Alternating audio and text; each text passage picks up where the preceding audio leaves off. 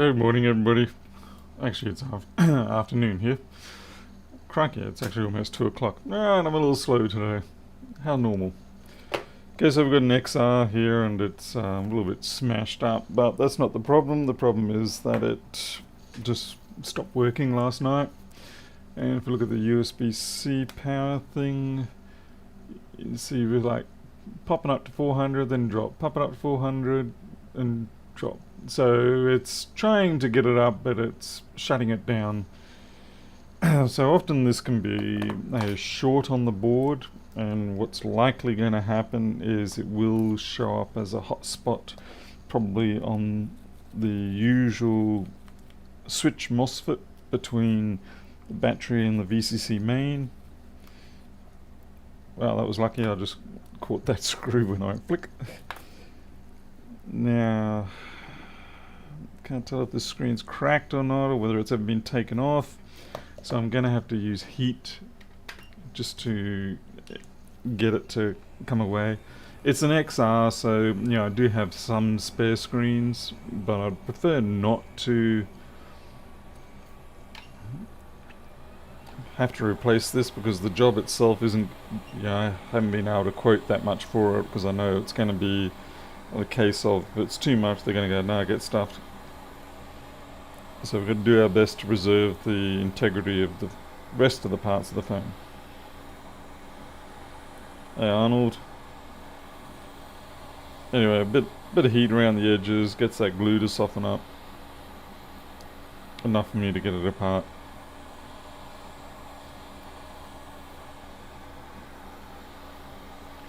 I don't have the greatest experience with the XRs, but fortunately, it is a single layer board. It's not a sandwich board. At least I think it's not. Pretty sure it's not. Gonna look like a right fool if it is. Hey Marito. Yeah, come on, man. It's gotten too fat. Needs to go on a diet. It's actually bloody dangerous what I'm doing there.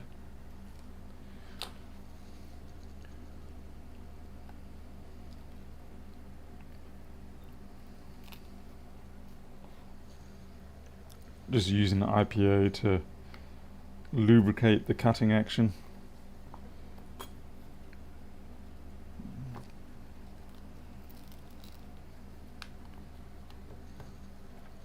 There is a bit of dirt and grit around the edge, so we're trying to push that in. I can see the earpiece is definitely a little bit messed up. Alright, this looks like it's never been opened, so that's a win for us.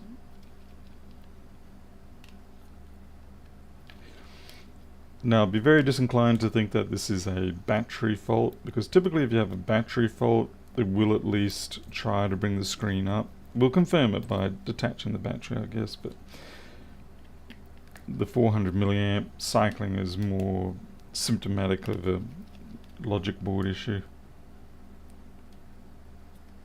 Like I said, I could well be wrong. I need to get steady those hands, Paul. Steady as she goes. What? It is a sandwich board? I thought this was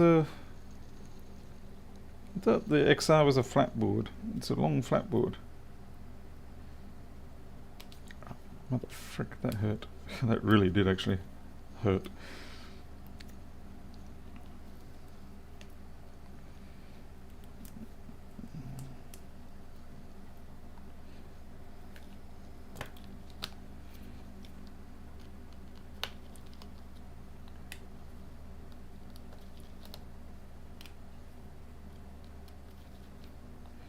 Oh well, we'll still dig for it. If it is a sandwich board. Most of the time I'm dealing with 8s and such, but okay, there we go. Disconnect the wrong thing, naturally. Since the 10 they've been stacked, yeah, that I guess for some reason, because it's such a long board, I never thought it was a stacked board. Intriguing. Frustrating, but intriguing. Actually, what I'll do is I'll leave the battery disconnected and see what behavior we get now. Jim, yeah, I don't really have a good source.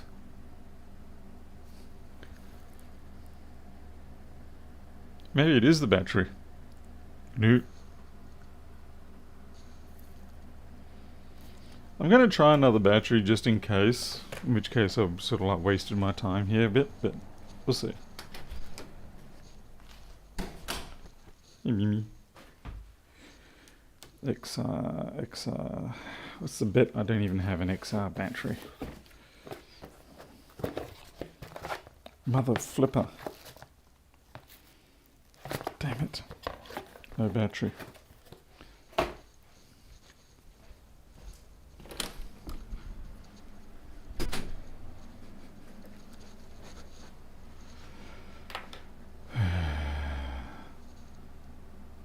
Could it have been battery?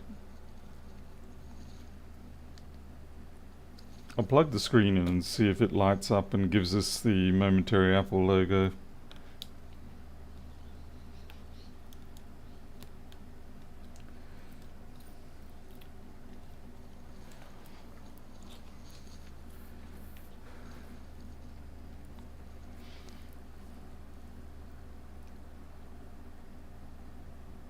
Oh shit. Okay, it's battery. Ah. Well, it looks like I'm wrong. There you go. Good reason not to send me things because I can't diagnose for shit. But the worst thing is I do not have an XR battery. Is there a battery that I can use in place of the XR? Still, it could also be something wrong with the charging circuitry.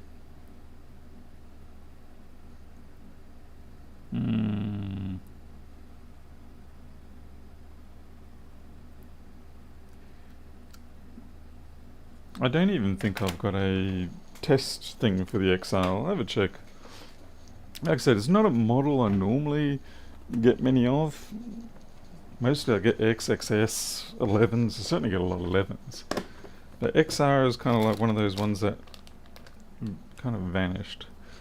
Let's see, that's the 11 Pro, 12 Pro. I've got 11s, 12s. Anyone know if there is a compatibility with an existing one? 6 plus, 7 plus, 6.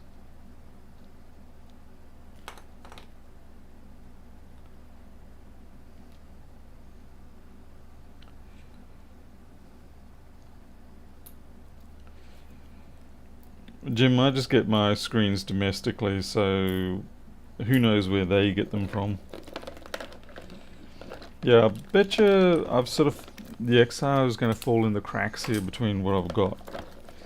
So unless there is actually a compatible battery connector for the XR, I'm doomed. So yeah, like I got the 10.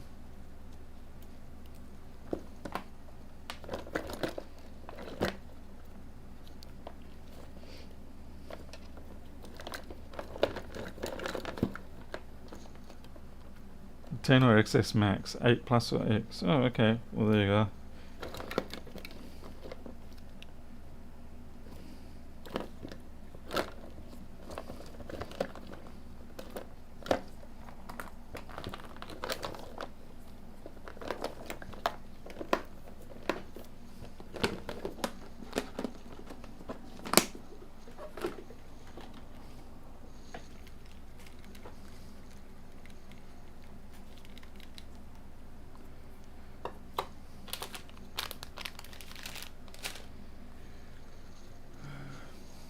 No, where did that lead go? So you say the... okay, so I've got the 10. I don't need the... what do you call it? The charge port connector lead.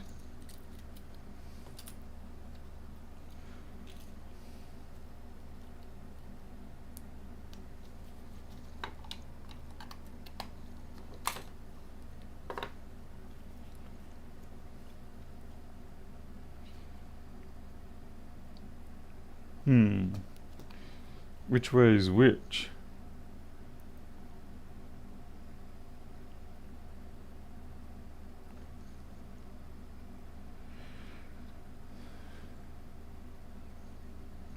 Roto, what did you get as your replacement?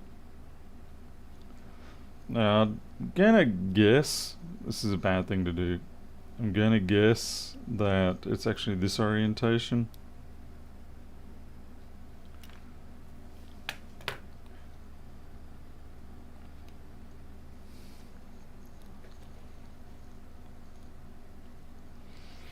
Kind of scary now.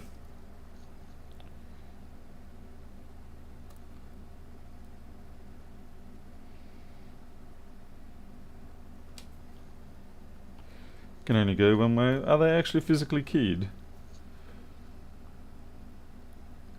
Oh well. We will find out. As you can see, I do not have my, like I said, don't have my experience in these models so much. It's more the various aspects of it.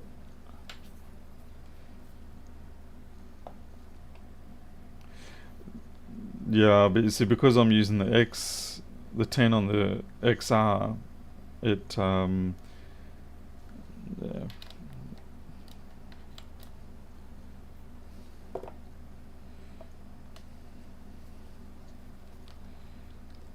Naturally, it's all backwards.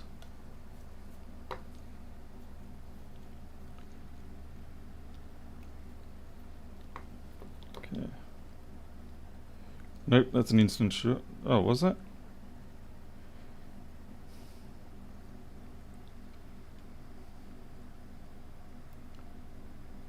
It felt like that kind of instantly shorted.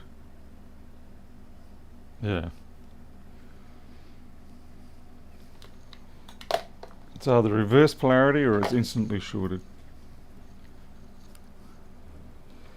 Yeah, I'm trying to think of it being... Anyway.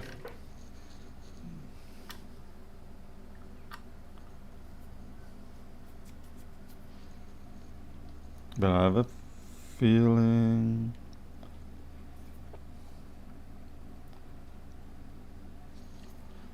Let's see, continuity...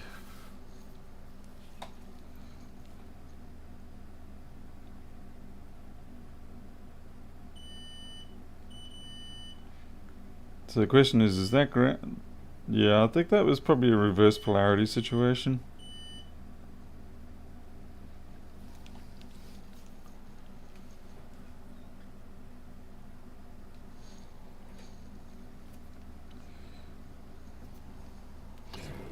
Because they're not both showing as short to ground. So I actually feel like it's this way.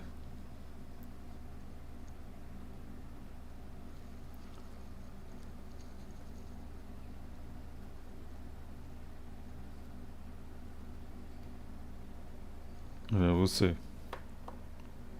Oh yeah, it is. Yeah, so that's what that problem was.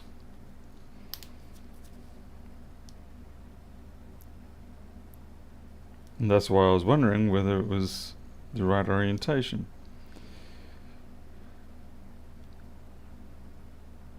Yeah, so that's booting fine by the looks of it.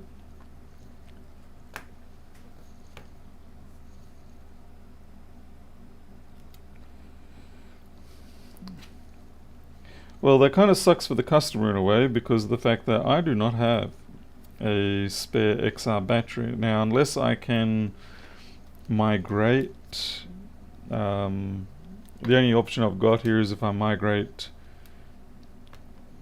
a, what do you call it, another lithium cell to this connector. And somehow I don't think I've got anything that's going to work.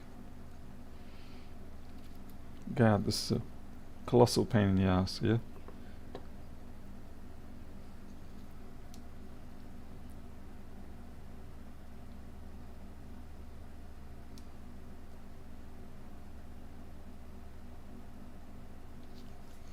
Alright, so I've got an Apple logo. Hey Marita, which scope did you end up getting? Which camera, I should say.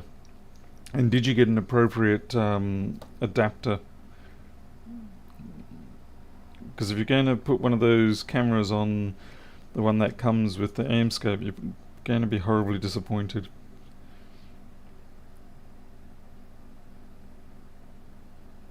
Yeah, okay, I don't know, you can't... No, I can barely lift this up. You can see it's alive. Alright, so it's just a bad battery issue. Well, aren't I just the doofus? I really thought that was going to be a short on the logic board. So in some ways the customer wins out, in other ways the customer loses out.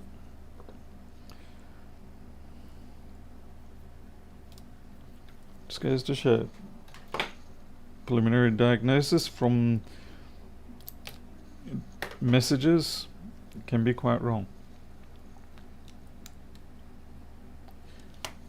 I do still wonder though if the battery is faulty or whether the charge circuit's faulty. No.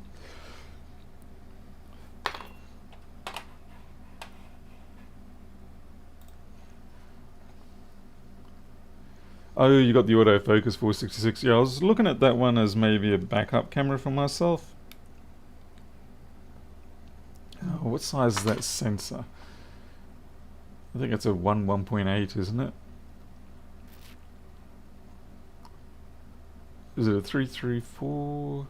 Oh, 307. 128. Okay, so you would need the 0.3. You'll need the 0.3 reduction adapter.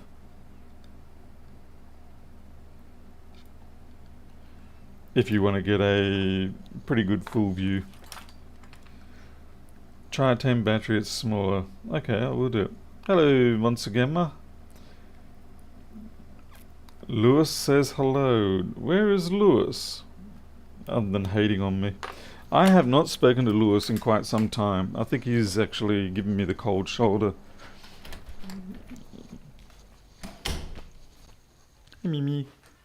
You're okay, girl. You can stay there. Let's see, iPhone 10.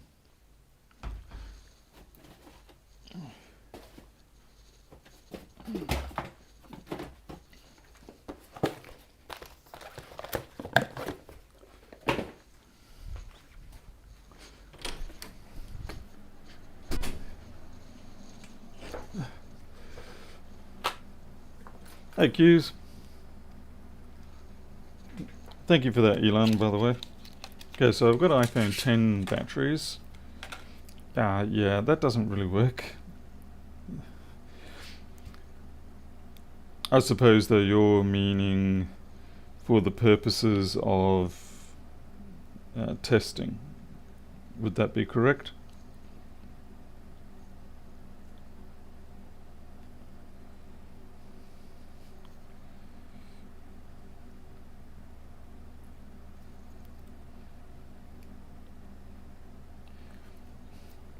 Yeah, Murta, you use the point 0.5s if you've got a half-inch sensor,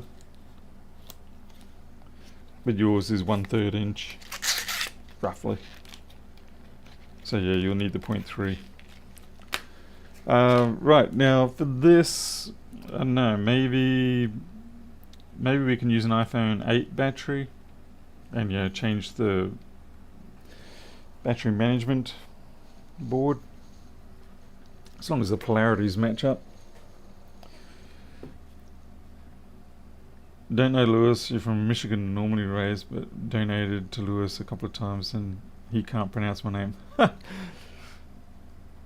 Yeah, it's a tricky name to pronounce. I'm not sure.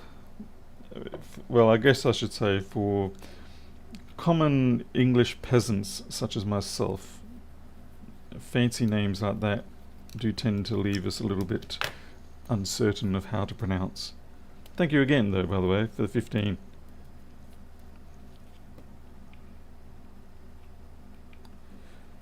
God, I hate these battery pull strips, really. I mean, so what's the point?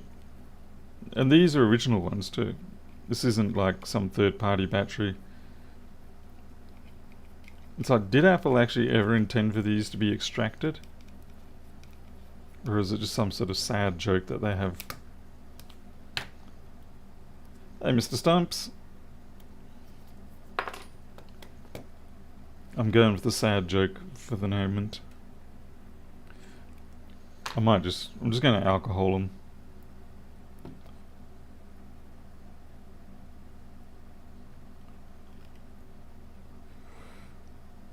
Put in the new board on the battery to use this part. I have soldered them before, but it depends on the tabs. Some of the lithium packs have an aluminium tab, which obviously you can't normally solder. Some of the other ones do have a nickel-plated tab, so you can solder it. One of them will be nickel, the other one will be aluminium. But sometimes I manage to plate the second one so that you can solder both.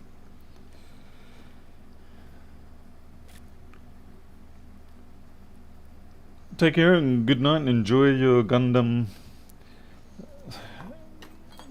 I've been watching I was watching Sandman the last couple of days. And prior to that I was watching I finished watching the Netflix Valkyrie what do you call it? Ragnarok. It's not too bad. Looks like it was done by the same people who did Baki. Just it's got very similar sort of attributes. Man, this has taken a while to loosen up.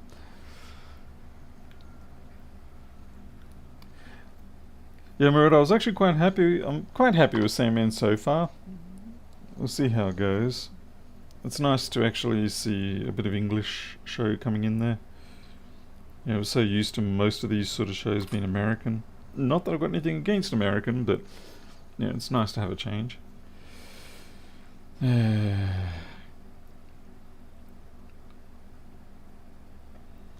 EA? What the heck's EA? I'm using IPA, so I don't know what EA is. I try to not soak them in too much, but we'll see how we go.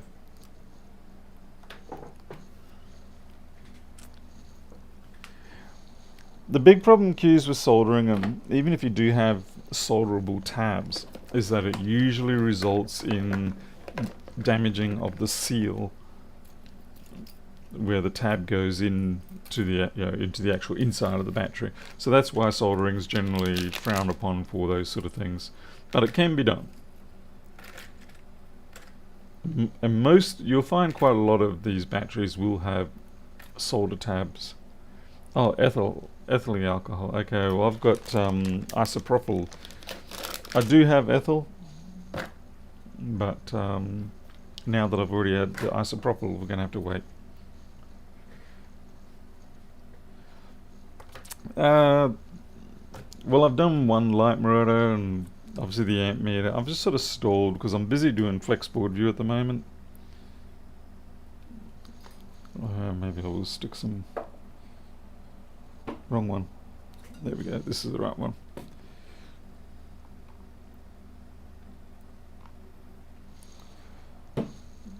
And yeah, flexboard view's taking up a lot of time at the moment because it's a big release that I'm doing. And it is going to change a significant number of things, and there's going to be unhappy people. But, you know, I've been giving plenty of people plenty of leeway to use the software in situations that they shouldn't be. But yeah, it's time to close those doors down a bit. Hey Greg, welcome. This is one of the more stuck ones I've ever had. Yeah, I'll get my proper spudger for this. Hey Defpom, you been fixing anything interesting lately? I mean, I know everything you fix is pretty much interesting, otherwise you wouldn't fix it.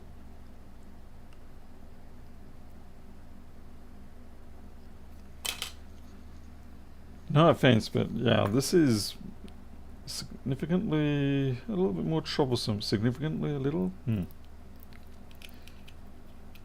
let's see if we can just roll this one out.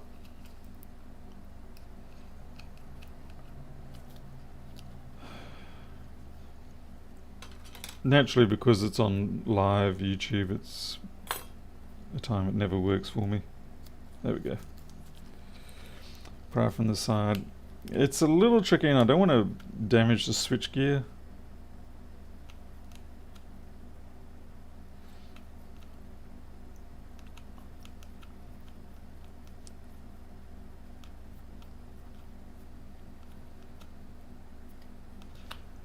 Oh, wow, that didn't even hold. I dread putting spudges down these things because of the it damages sometimes the, what do you call it, the wireless charger pad, and it can also, if you're really unlucky, you can tear a flex or three. Okay, finally got some movement there.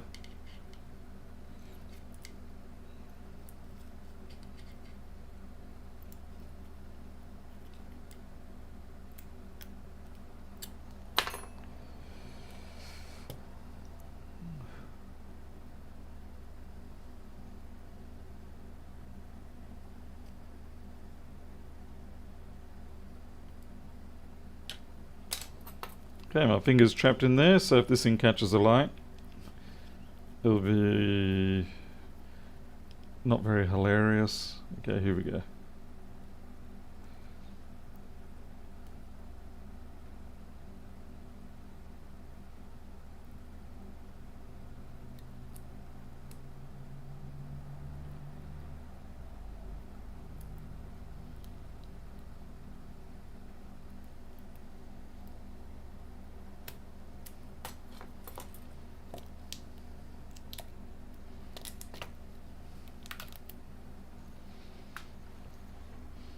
$20.19.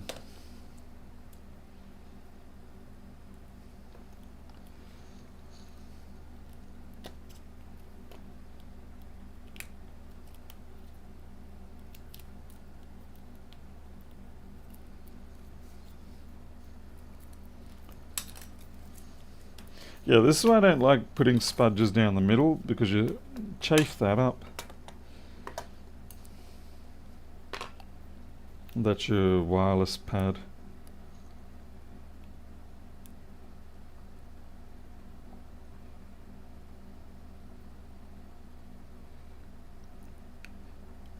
A full wave. Kodak, I have never had one actually catch a flame. I've deliberately ruptured quite a few. Like when I was doing model aircraft, like running the shop, sort of every week you'd have to go through you'd have to go through your stock of batteries and look for the ones that are puffing up, and you just have to put them out of their misery. There was no point sending them back to the manufacturer because the manufacturer was in China, and most of the time when you're dealing with what you thought was the manufacturer, it really is just, a reseller. You never really get to talk directly to the manufacturing people, no matter how many pictures they show you supposedly of their staff and their factory. You're not actually talking to them ever. You can go there and they will take you for a tour through the factory, but you're not actually talking to the people who are doing it.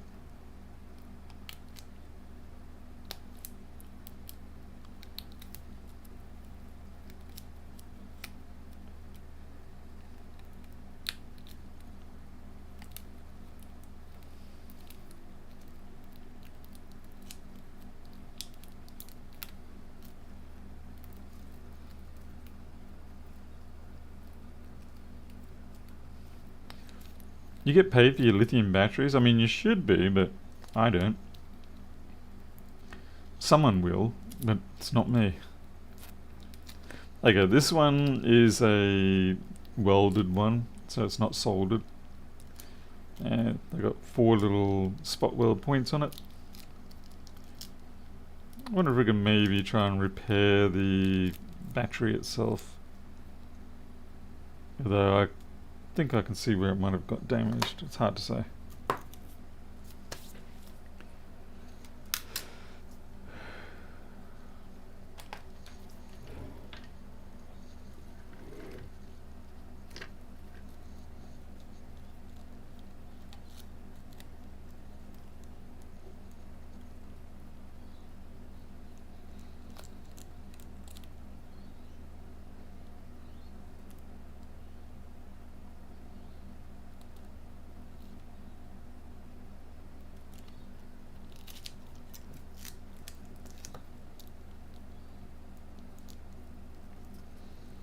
What I found you can do for soldering sometimes with these is there is the tab that they spot weld onto.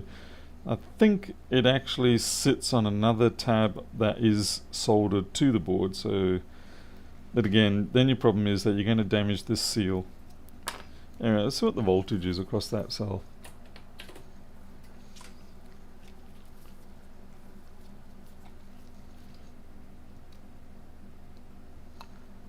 2.4. That's slightly low. Definitely that's below what you would accept if you're trying to recharge it.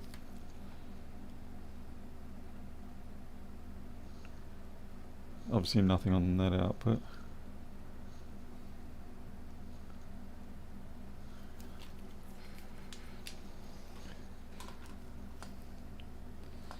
We could try and inject a little voltage in there. I wouldn't recommend it, but let's try it. I'm just sort of hold it at 100 milliamps or something. Okay, so positive is closest to the flare. Let's see, voltage.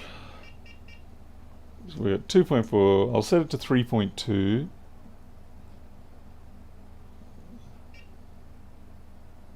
And we'll go for 1 amp. It's not going to probably reach that, but we'll go for that.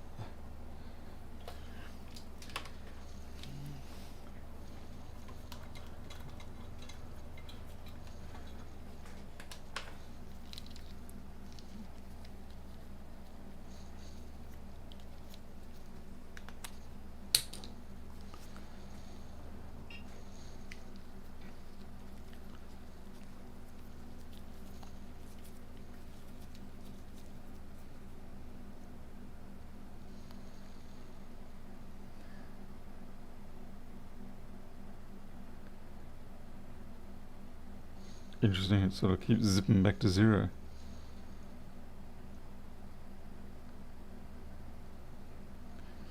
So basically what we're doing is we're doing a constant voltage charge here. So what will happen is as the voltage of the battery pack rises up, the current will drop down.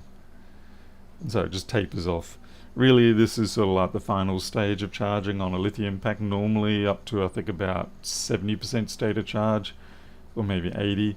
I think it's 80. Up to 80 state of charge, you use a constant current typically, and then you switch over to constant voltage. Okay, not sure why it's doing this.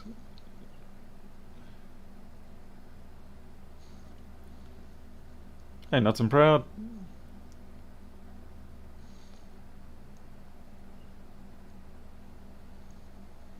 It's sort of jumping all over the place, which makes me think that the battery management controller is doing something. Okay, so we're up to 3 volts on the cell now.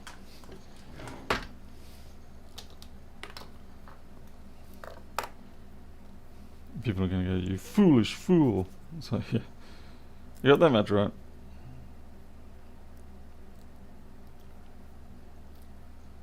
Glasses.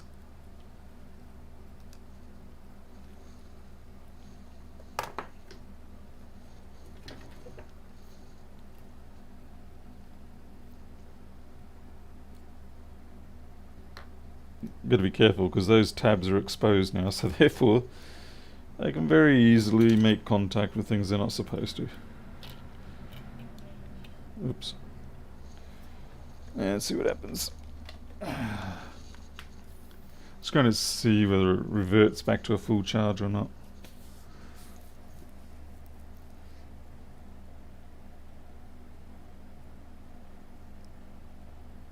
That's charging now.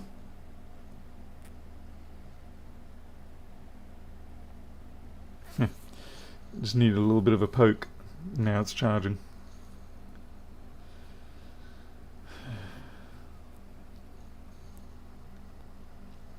That might get them through for now.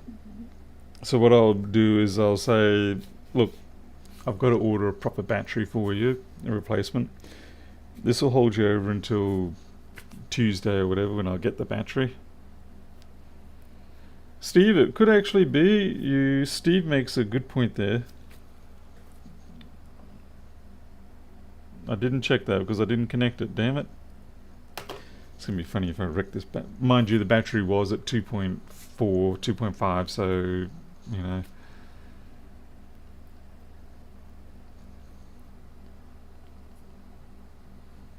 Alright, so what I'm going to do now is disconnect that, disconnect the battery again.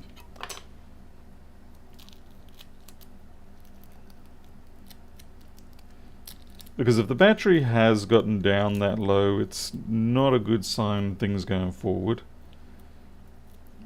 Because yeah, obviously some degree of damage has occurred. Somewhere, somehow.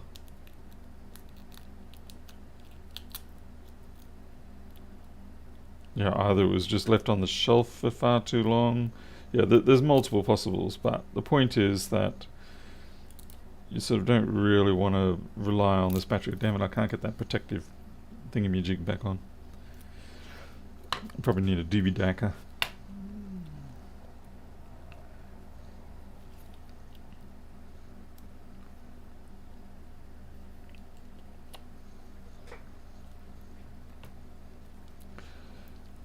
Let's test the theory that it could be the front flex, and you know that's actually a very good theory because that does happen quite a bit. You have liquid in the face sensor or something like that.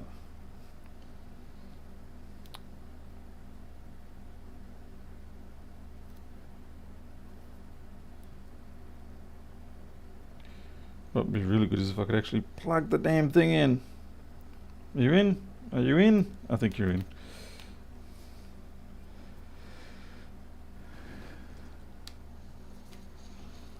Ow. Okay, it's showing low battery. And it's not... oh, yeah, it's not cycling. Yeah, Murto. Interesting though, with the undervoltage lockout, it was forcing us to 400 cycle, 400 cycle. I would have thought of low voltage lockout, it would just simply do nothing.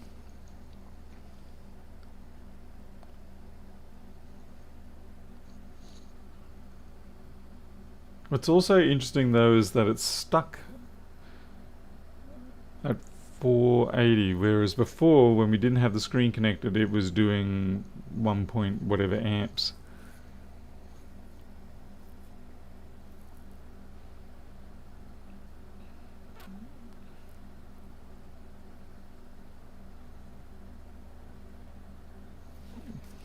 Yeah, it could have been there's a fault with the front flex causing it to run low on the battery because that's not charging. At least I don't think it is. It does say, you know, connect to charge, but I don't believe it. So just disconnect the battery.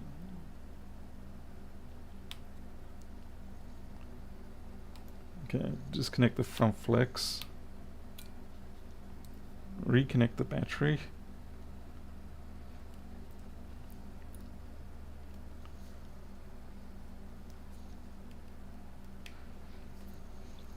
I don't think the battery is dead yet. We'll see. Yeah, here we go. It's the front flex. The front flex is the culprit. So what's happened, I think, is we've got a damaged front flex. It's draining all the power, or it's just inhibiting the system. And subsequently, the battery then just dropped below its threshold and shut out.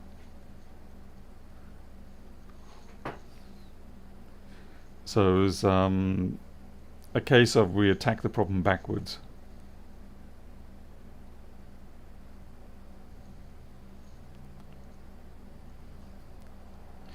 And naturally I don't have a front flex. Now that's gonna suck.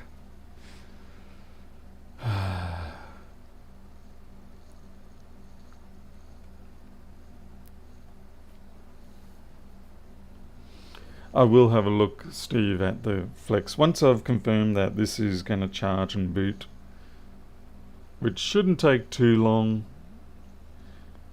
Does the XR have the 9 volt supercharge thing? Okay, it's still showing it needs to charge a bit more. I do like the 9 volt. Ah, here we go. Yep.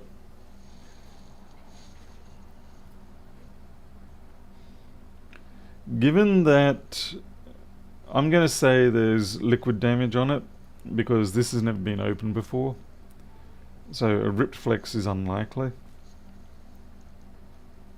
Should go into 8-9 volt mode. No. Yeah, there we go. 9 volt mode came up.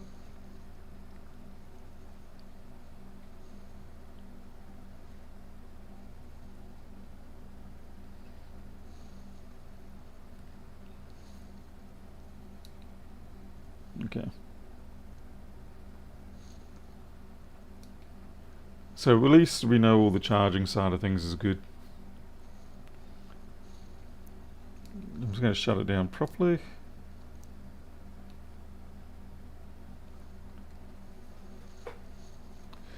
The reason why I'm suspecting liquid damage is because I can see that the earpiece is choked up.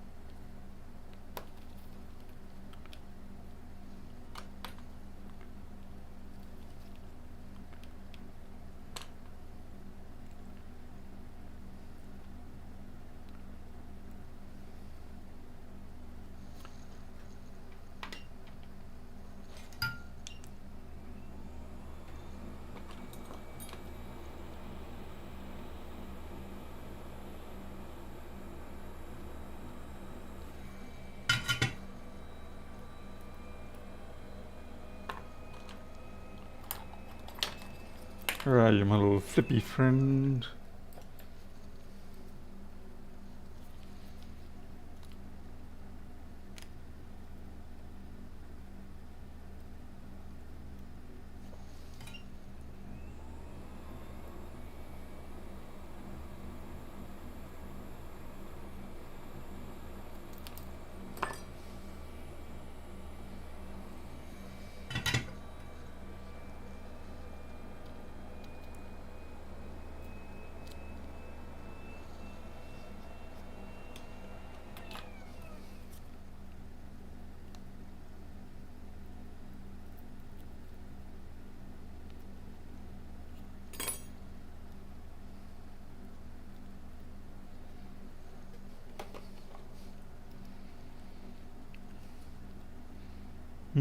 I gotta say, it doesn't even look damaged.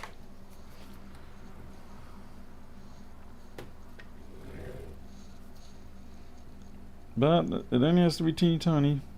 Yeah, normally you see the damage around this section here, and you have to reflow under there, but nothing there. That's pretty damned clean, actually. Frustratingly.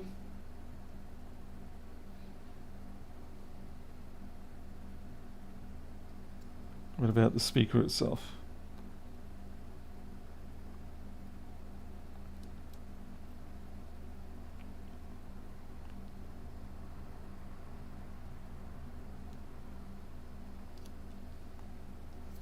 Maybe it could be the speaker itself. We can see if we can just take this off.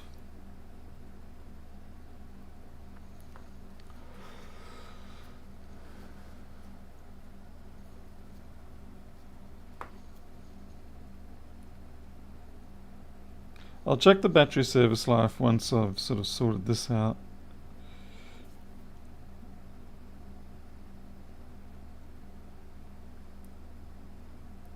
I'm going to think it's actually above 85, although it's probably no good now. But I think really the battery is just a victim of whatever's going on here. 8.5, that's okay. Queues, yeah, I'm trying to decide what to do about those. It's difficult because manufacturing sucks, but at the same time I can't trust someone else to do it really.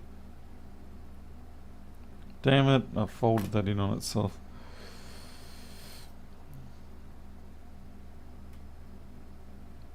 What about the connector? The connector looks beautiful.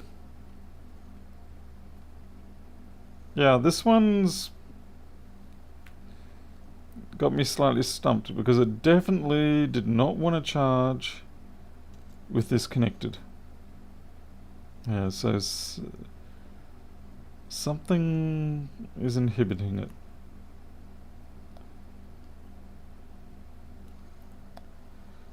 Yeah, definitely. Just looking for that. There's a teeny tiny burn mark right there.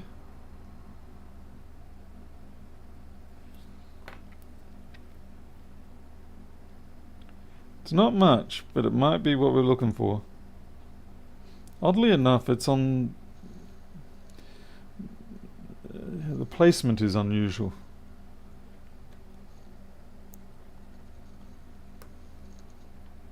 So this is where it plugs in.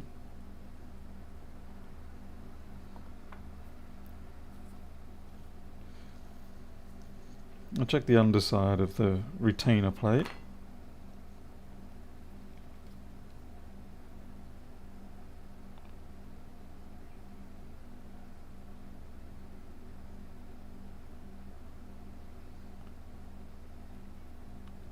Not seeing anything there.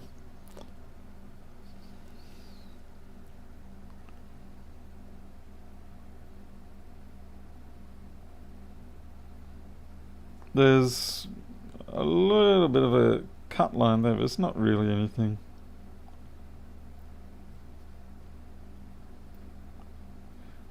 It's definitely some kind of a burn mark, but yeah. That there's just a little veer in the line. It's not actually a problem. But yeah, that there is my only indicator.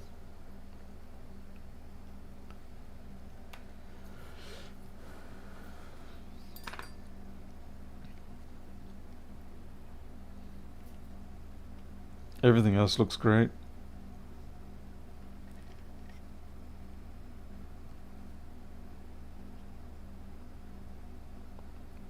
The hell, I put a freaking fingerprint on there? There's a bit of a... there's that burnish sort of look right there as well.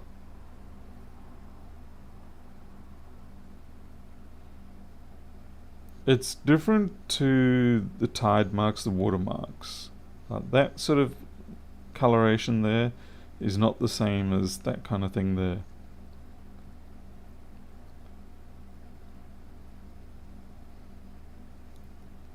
And that is where the speaker sits, I think.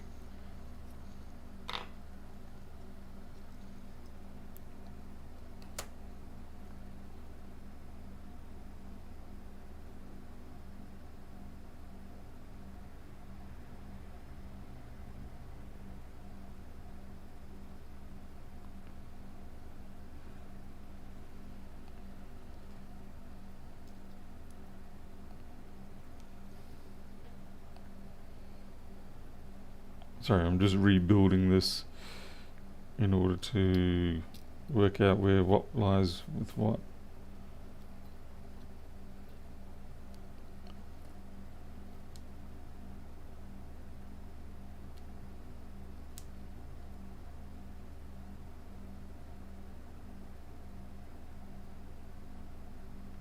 Yeah, no, I can't.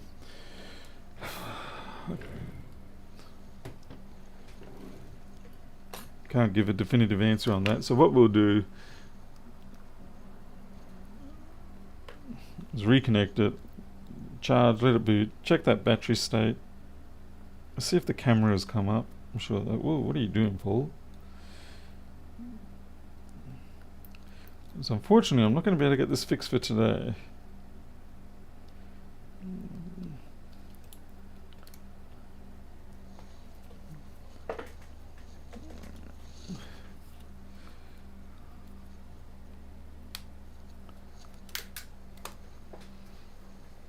I'm just going to go check my XR box. See if I'm really lucky I might have a flex. I suspect strongly I will not.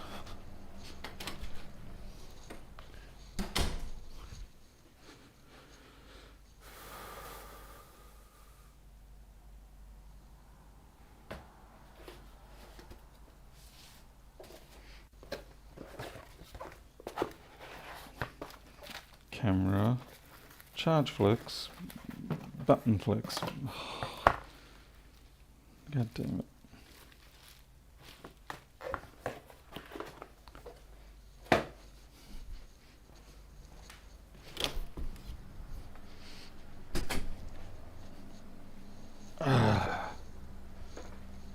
Yes, the battery connectors are covered back up. Shite, don't know the pin code. Right, time to message the person and say, what's your flippin' pin code?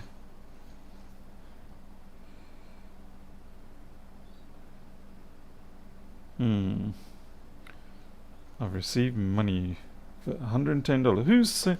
Someone just sent me $110 Australian. Oh, I know who it is. It's okay. All good. Someone in New Zealand, interestingly. Piggyback the 10 battery. What? Piggyback the 10 battery with the Pro Flex connected to make sure if it boots, it's not the Flex. Stephen, I most certainly do not.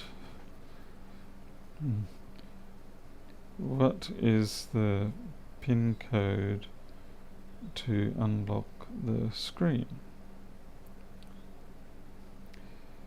I need to order 2 parts to make it work properly again.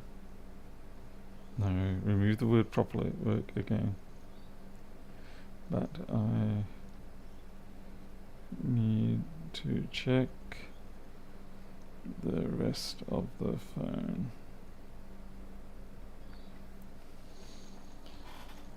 You gotta be careful the words you use. Like if I say work properly again, they're going to assume Face ID, but that may not be possible if there's a problem with this. Yeah.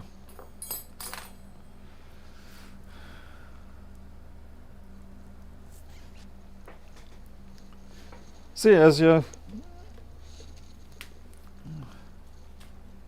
Plug in 3U tools and check battery life. No need to unlock. I'm going to unlock anyway now, since I've already sent the request.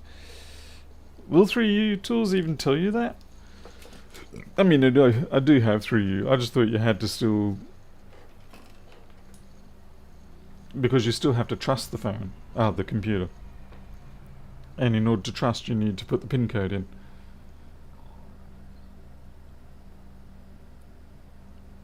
Yeah, I'm not going to do a chip swap. I don't subject myself to those sort of horrors. I just tell the people, look, if we've got to do that, you're going to lose Face ID.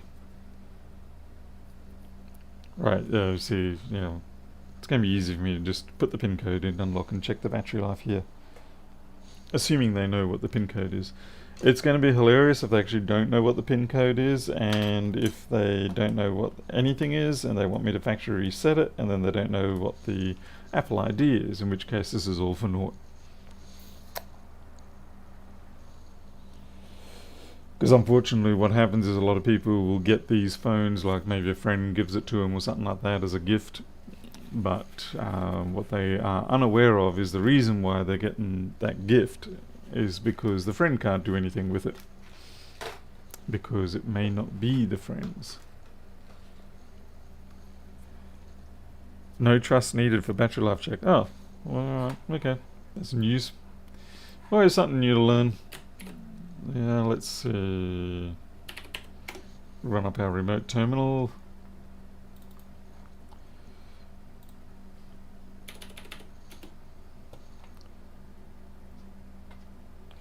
Sensor swap is trivial. Oh, okay, are you saying that I just need to move the projector sensor thingy? In which case, yeah, I've done that plenty of times. Usually when I'm fixing up the other ones. Let's see, schematics. Oh, right, now, yeah, damn it. Why are you not working? You're broken, that's why. 3U tools. Is it an original iPhone? Yeah, not this one, but the one I will be connecting to is, yes.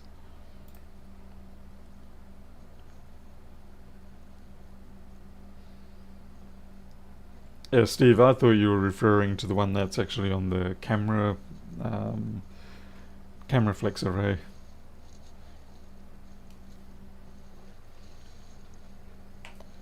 I'm not going to activate the Windows. Why would I do that? Okay, let's plug it in.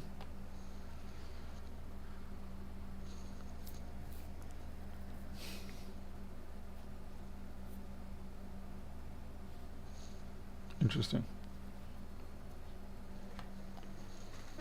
Yeah, it's in the right port. It's not even detecting it.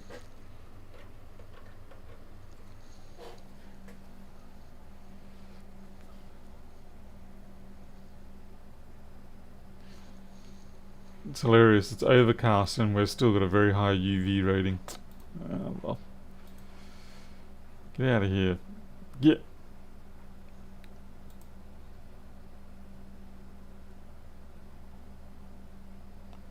Yeah, it's weird. It's not picking up.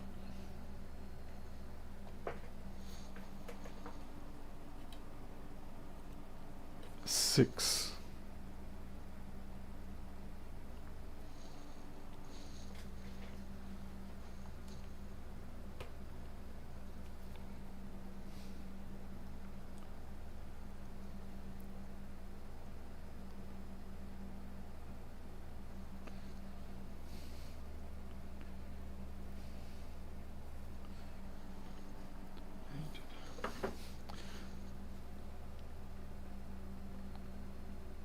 No, did not like that passcode when it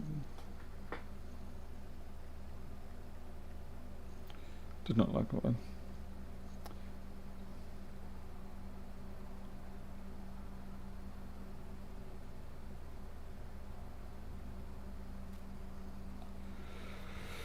The last couple of days I've been going through a lot of drama with people forgetting passcodes and passwords and a lot of trouble. Like I'll get my side of the job done and like I've had a couple of big data recoveries and everything's ready to go. I'm just got to put their Apple ID password and stuff like that. It doesn't work.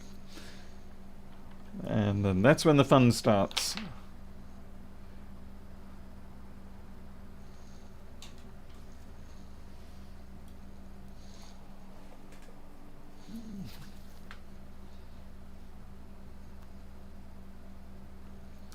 Yeah, and the worst thing is that a lot of the time, yeah, I mean, they're not being stupid or anything like that. It's just a case of, uh, yeah, they may have changed it the week before or whatever, or some people just don't even realize what they've changed it to, and because their hands just do it by, you know, it's just by route, so they don't actually they're not actively aware of what their password is.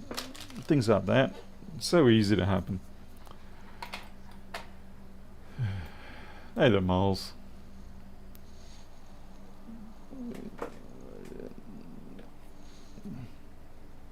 Alright, looks like we're being told to hold off. Fun. So we'll stick that on charge and wait. In which case now I've got to get onto another computer. And everybody celebrates. Huzzah! Paul's finally going to do something we like. But I need to order those parts. Thank you, Elon, for your help, by the way. Much appreciated. Let's see.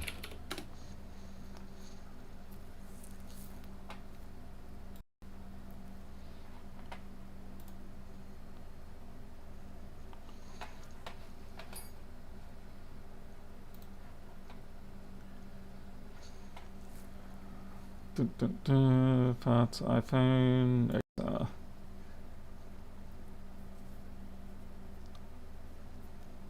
Yeah, now Miles, that would definitely be quite a difficult situation.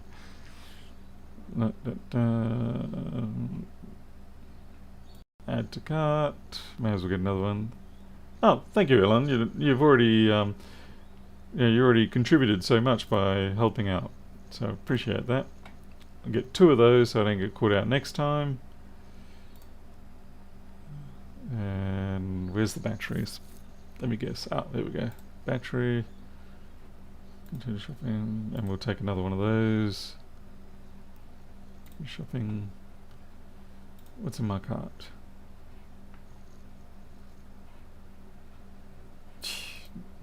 Nothing. Let's see. I need to order some more stuff.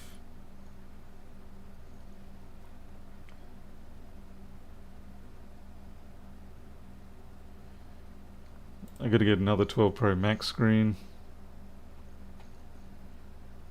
It's crazy. Like, I'm going to be getting another one of these. And they're just the cheap, nasty ones because I just use it for testing.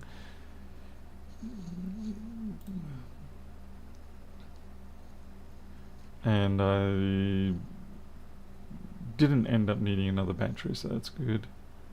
And I got a ChargePort Flex. I might get one of those as a precaution.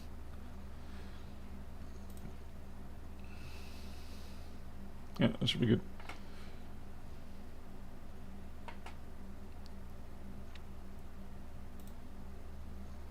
And I need to get some more black screens.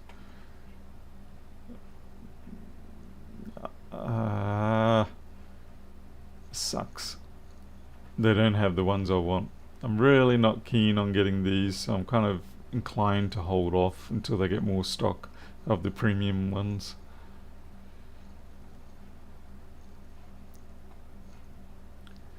Actually, I might get a standard 12 screen. I'll just see if I've got any standard 12s in, because I think I'm going to start doing those as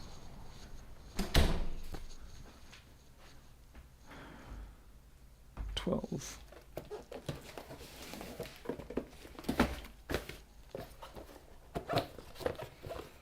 What do we got? 12 Pro. The 12 and the 12 Pro are the same thing, are they?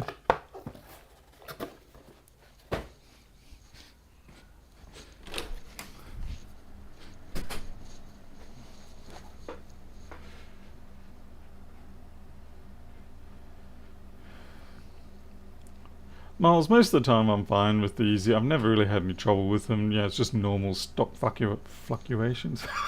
Fluctuations, which all stores tend to go through. I mean, I'll put them on as a second supplier, but for the most part, I've been fine with these guys for the last decade.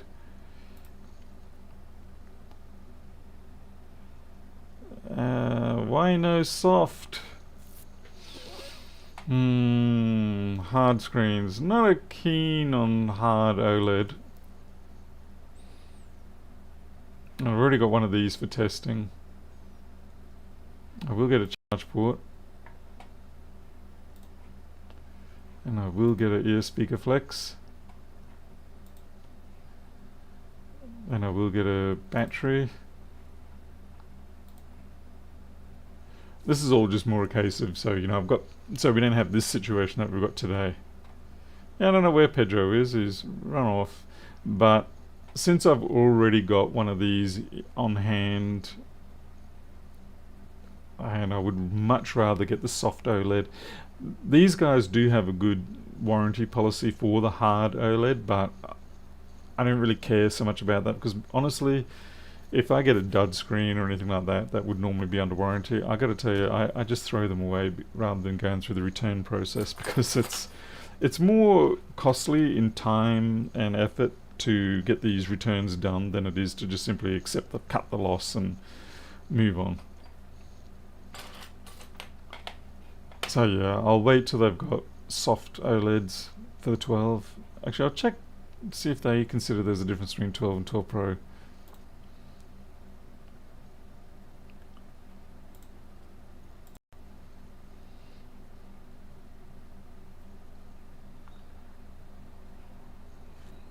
Holy crap, they've actually got the genuine service pack. $225. Oh yeah, that's cheap. But again, yeah, they've only got the hard. So I think, yeah, these are considered for the same thing. So I'm not going to buy the OLED hard because I'll only get hurt by that. Alright, well, I think we'll just have to call that and check out.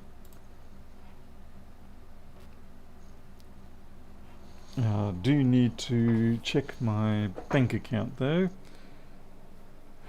Now, while I do have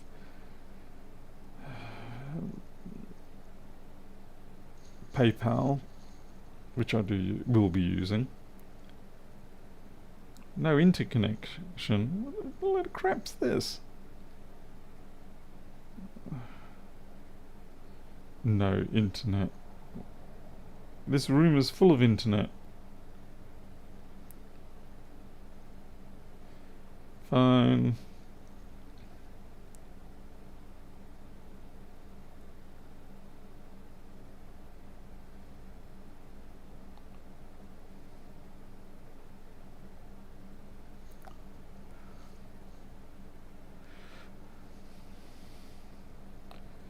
Q's, it's probably all those flying objects that they keep shooting down.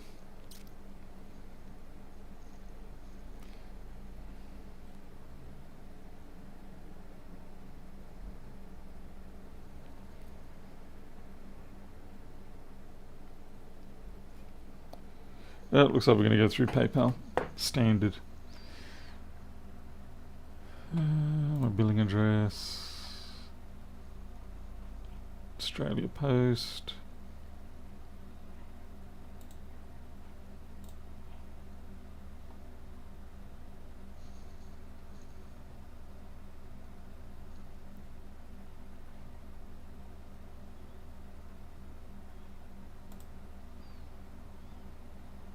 I just realised I can't show you what I'm about to do. It will give away some information.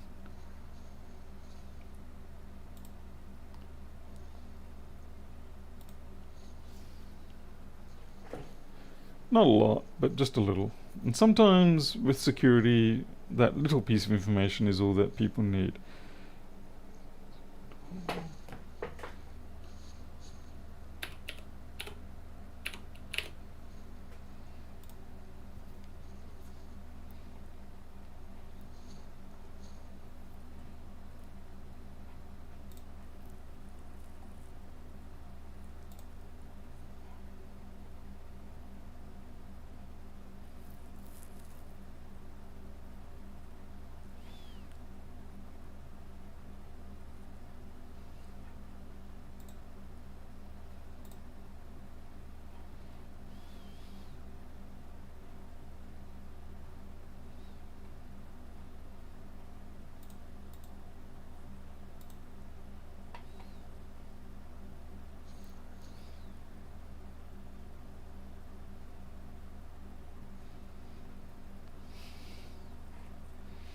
Yep, another $300. Flippin' heck. Copy. Add this to an expense account.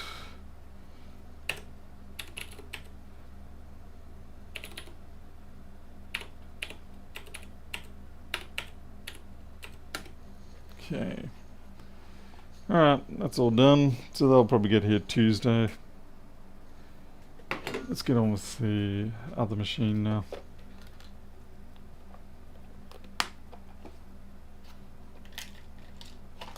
Ugh.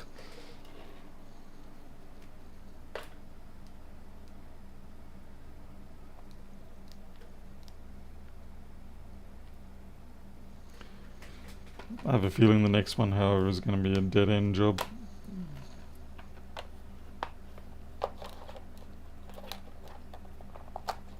But we'll see. Yeah, I'm just going to take this whole magnetic sheet and put it into a safe shelf space. Such a thing doesn't really exist, but I pretend it does. Alright, where's this next job? Okay, here we go. That was loud. Okay, I'm going to disassemble this one slightly off screen.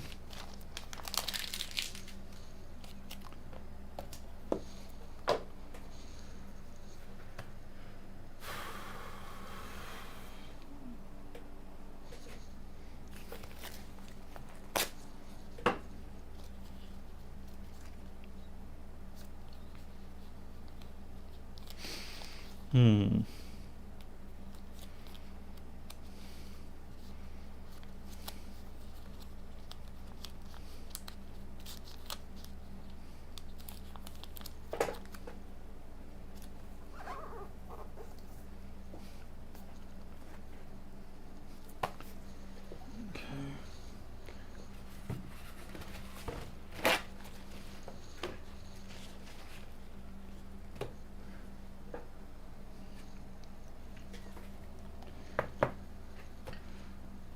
Ha, 15. I wouldn't touch a 1534 unless it's to pick up and throw at somebody. Do you think aliens taught us this technology? Tough call. I think humans are intuitive enough to get to this point. The question is, did we get a little bit of a helping start, or was it us all the way from the start? Hey Smeller, welcome. Good afternoon to you. It's pretty awesome how you get things changing in the description when you scan things. How did you come out with that? Oh, it was just getting frustrating because when I do the videos, because a lot of the video work that I do is actually not publicly streamed, it's all more for archival, historic, cover my backside type purposes, and it all comes down to when something irritates me enough, I try to make it so it doesn't irritate me. And I was always getting annoyed with having to manually type in the information on the job screen here, and then when I wanted to refer back to a video, it was a pain to have to go through all the videos that OBS and I'd have to remember to actually start OBS and all that sort of stuff. So I made it now that the scanner, it pulls that data from my job server, and then it also names the video that it's recording with the job number. So that way it's just, it's less things for me to have to remember to do, and it makes it easier for me later. Yeah, 1534s are not misunderstood. To be fair, I do actually, it's one of the ones that I put the blame more on Intel rather than Apple. It's definitely had a shock today. Ordered some SLAs from RS and they arrived. Well, they must have had them in stock. Most of the time, the shock I get from RS is how crazy expensive their stuff can be. The big problem, Q's, with it is that it's one of those custom job type things, and like all custom jobs, they're great while the person who made it is around, but if anything should go wrong with it and the creator is not around, or if the creator just simply is forgotten, then it's a complete disaster. You basically have to scrap everything and start from scratch again. That's always the downside of custom jobs. And 99% of how this workshop works is custom. Even my accounting system is custom from back 1999, and it's just been morphing into a horrible beast ever since then. Shipping was expensive. Well, I suppose you can expect that for heavy batteries.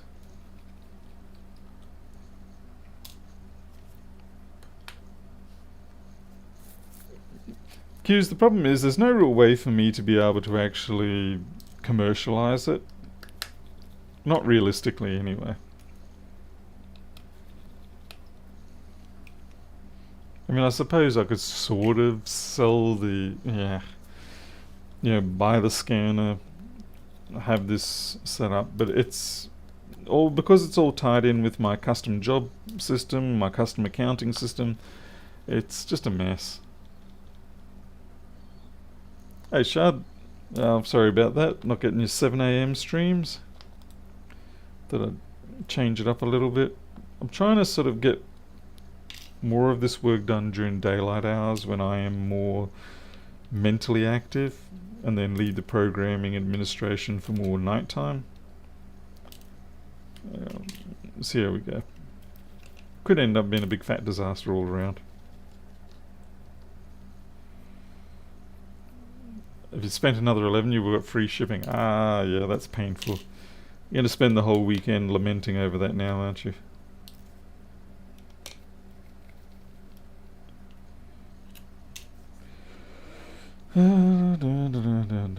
So this is liquid damage. Now, is it a 1700? It's a 1041.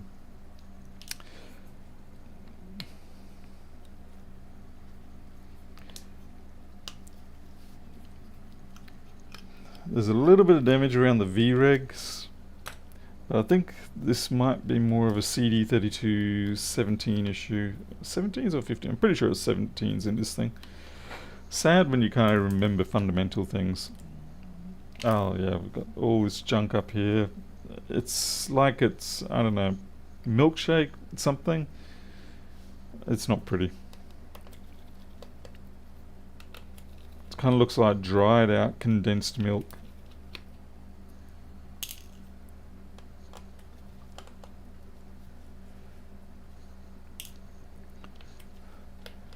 Oh, Paweł from Poland. Geez, you guys are in a bit of a tense scenario over there with your neighbour.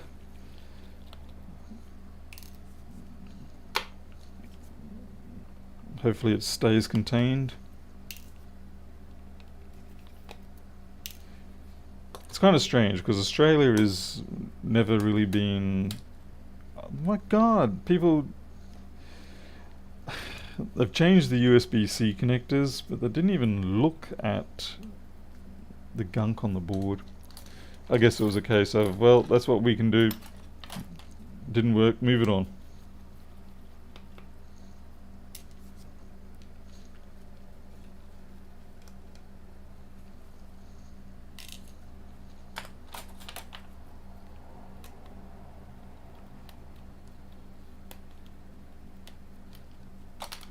Taking forever to get this thing out.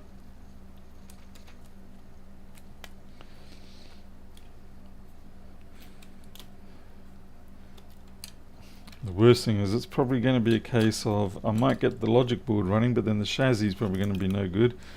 And then the person's going to be like, well, if the chassis is no good, I don't want to be spending money on that. I wouldn't have got the whole thing repaired in the first place. Should have told me before you got started. Oh, yeah, that's ugly.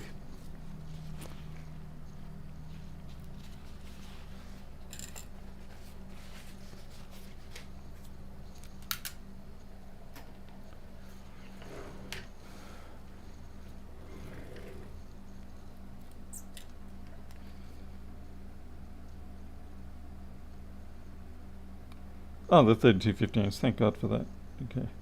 Not that I've got a big problem with 17s, it's just, you know, it is an extra expense and they're not quite as commonly available. I mean, look at that, that's... And there's that diode down there has taken a good hit of green. Mind you, that will be for part of the touch bar. Amazingly, the 3215 itself is fine there.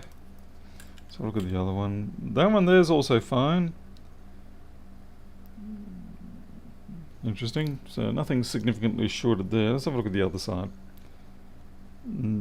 Okay, if I had to pick a smoking gun in 5 seconds, I would say that. I'm going to be wrong, but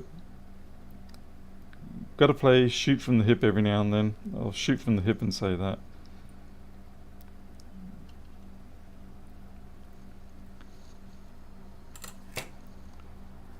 Just knock the brightness up a bit more. Yeah, thankfully the SSD VREG section is fine. Thank goodness for that, that's rare. Usually on these, but yeah, I'm going to say that. I don't know if it's shorted or what, but it looks gnarly. Let's see, what board is this again? You can bring up the board view. Yeah, 1041, yep.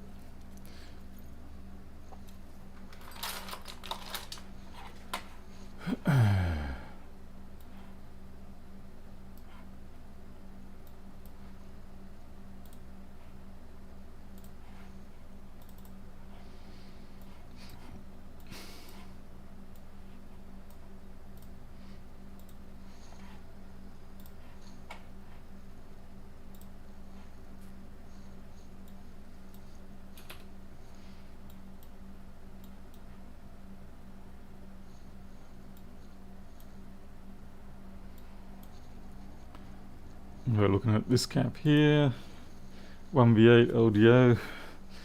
Kind of curious though. Would have thought that would have been a localized effect.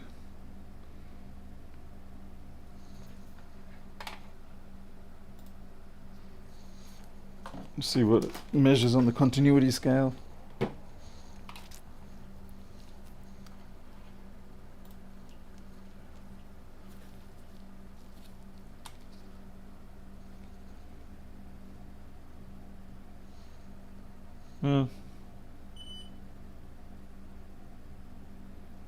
It doesn't seem to be having any problems there. That diode's got a little bit of corrosion under it though. And that is something with Thunderbolt communications. I'm still suspicious of that cap. I will check these values here as well, just to be prudent. Okay, so that's PV bus. And that's NAND. So it's good to see anything over about 400 or 500 with a NAND, it's happiness. Anything less is sadness.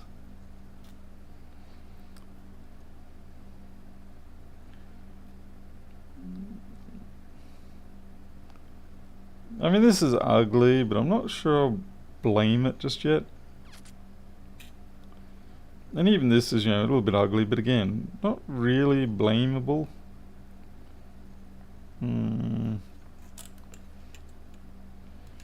It could well be just this complete cluster of a thing. Oh, actually, look at that cap.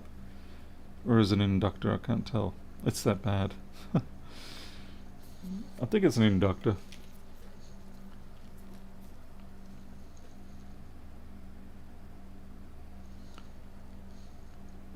Well, if it's not an inductor, it's crispy fried. It's an inductor now. Transmogrifying electronics.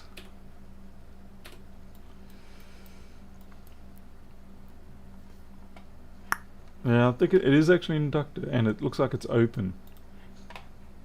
Unless it was just my leads weren't able to detect it. Yeah, that's a weird configuration. Oh, no, it's okay. So what are you for? 53G3S, and you're going into the touch connector. Yeah, it looks a bit crispy fried. So we've got a... Okay. Very crispy. Mr. Crispy. But again, that should not stop it from starting. It's definitely... Yeah, that's seriously open. Alright. Okay, I'm gonna leave it this. I'm just back in a second.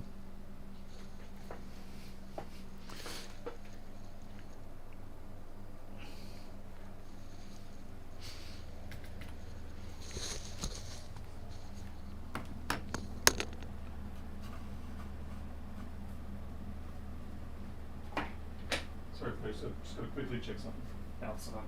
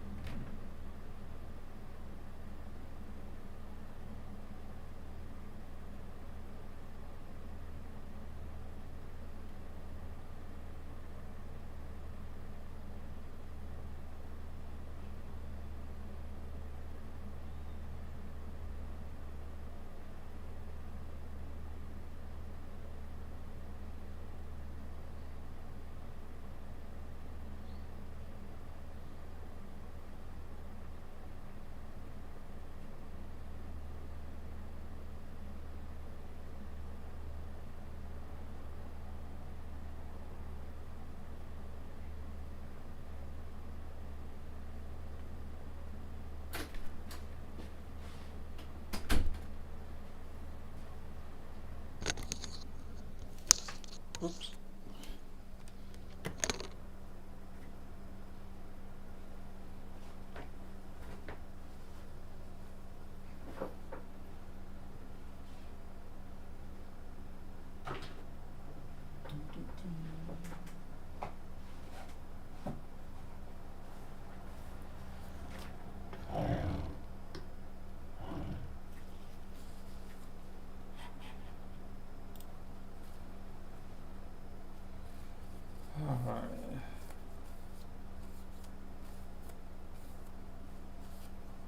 Yeah, I was about to say, Defcon replied about that crystal harmonics thing. Yeah, good description, good information.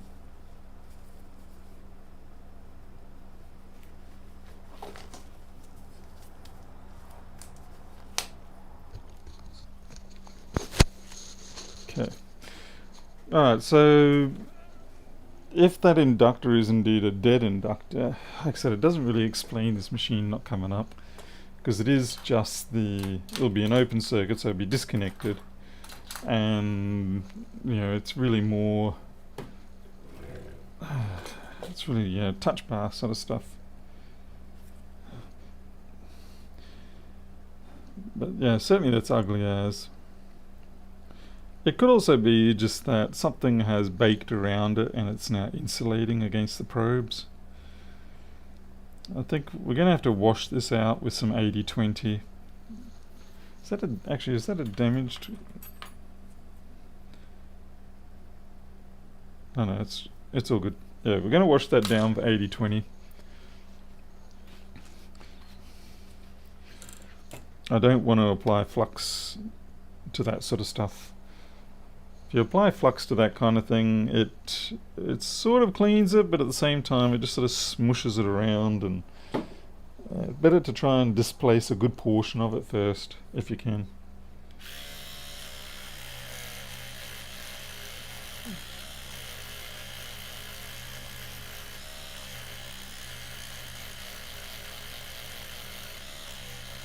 I mean, this board's going for an ultrasonic no matter what anyway. Unless it just ends up being a data recovery only job, but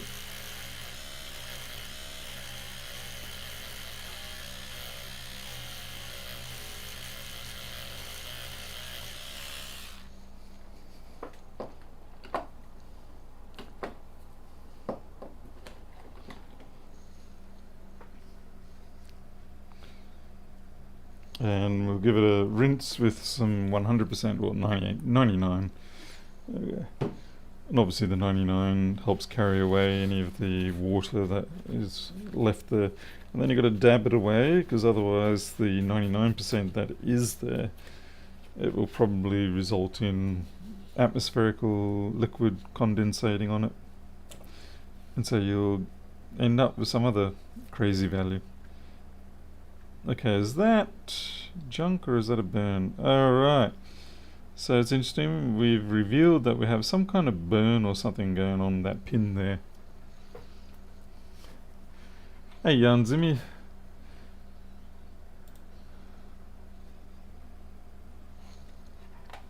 And if we look at the schematics, we can see that that is, from that filter. So power is coming in here from, G3S.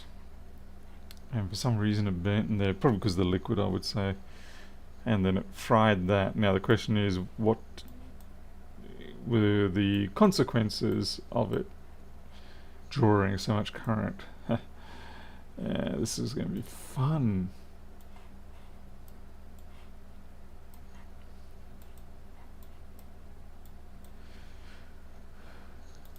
So where does that come from? That rail goes to a lot of things.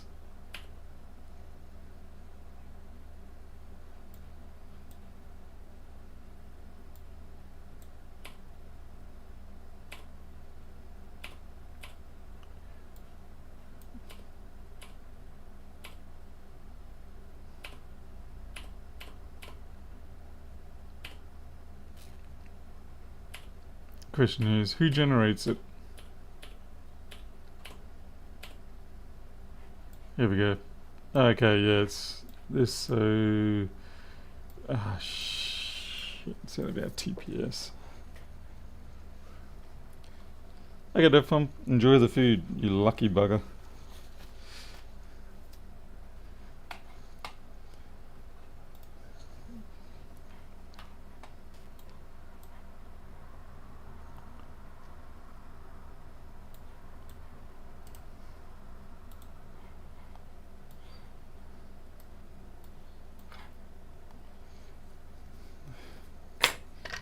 Okay, so up here we go. This is our TPS.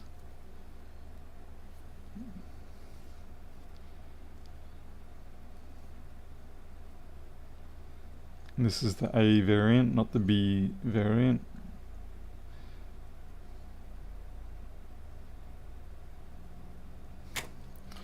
That resistor there has a very slight matte burnish sort of look on it. Very slight. So it's more, looks like it might have got warm, but I don't know what that part is yet, but we'll see. So it's, which one is it? Top one.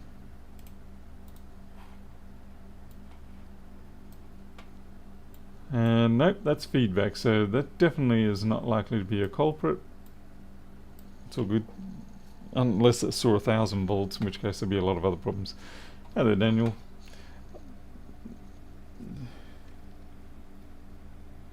It does look fluxy, but it also looks like it's factory. It's just everywhere, so I think that's factory. Oh, what the hell is this deadness?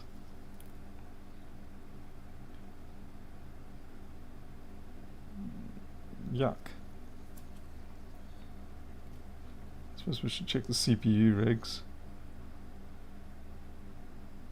What the flip?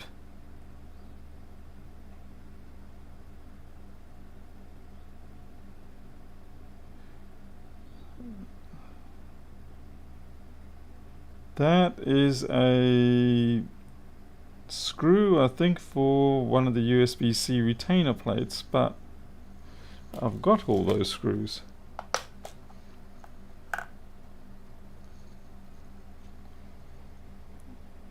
I'm not really rightly sure what that screw's for. Unless it rattled off somewhere else, but it's interesting. I don't know whether that came off from my workbench, you know, just sort of attached, or whether it was there the whole time.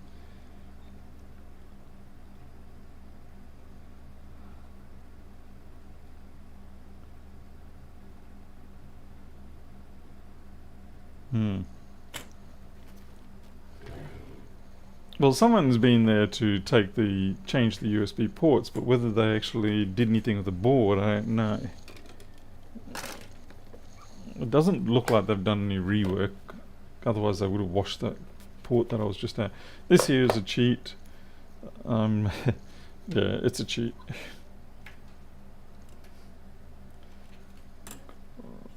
It just saves me having to check all the diode modes on these ports manually.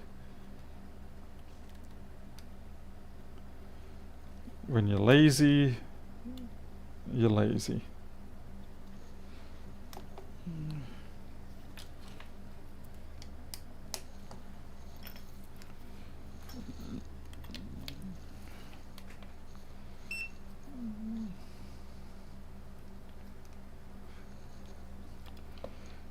What is this? Was it a 1990? Isn't it? You're 1990, aren't you? Yeah, 1990. Gotta double check these things. Okay, left. So basically, that's what these tools are. They're just, it's just got the diode modes that it expects pre-built into there, and that's it. They're probably very close to all being the same internally, like the database. You can also manually do it if you just look up open board data and it will tell you. Okay.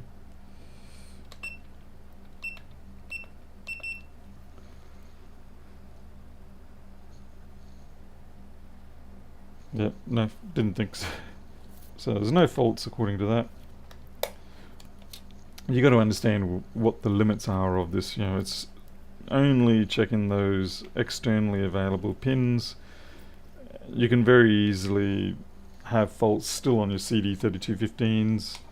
Like, you know, you may not have your CC1, CC2 lines, or maybe one of the LDOs is shorted.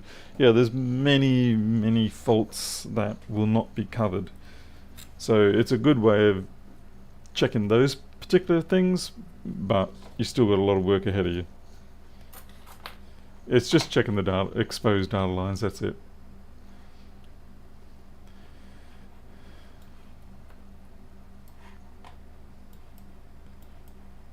Okay.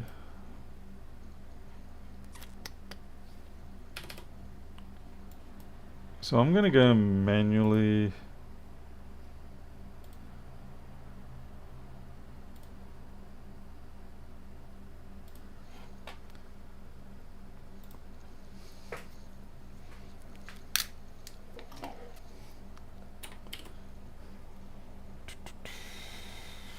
I'm just going to do continuity checks on all those LDO caps and CC lines and things like that.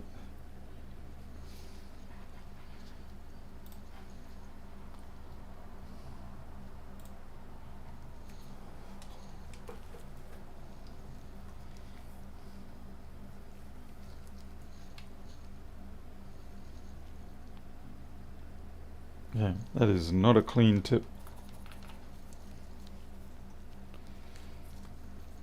Again, I haven't actually connected power to this to even find if there's anything wrong, but I'm just sort of like doing static, or yeah, static inspection checks. Oh, that was me, not the.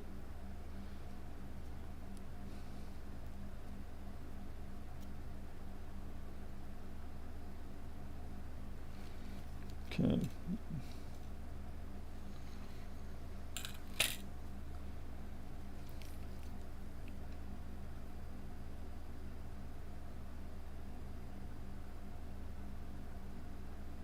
They should be CC1 and 2, I think.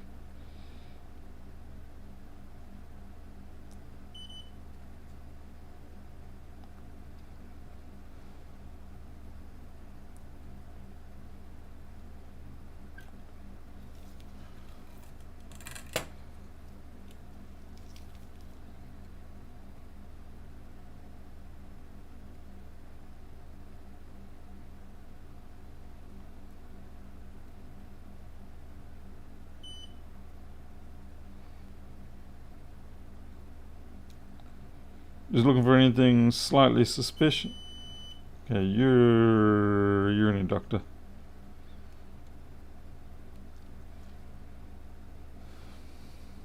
But yeah, that thing's definitely blown to smithereens. Which is good. Did its job as an inductor.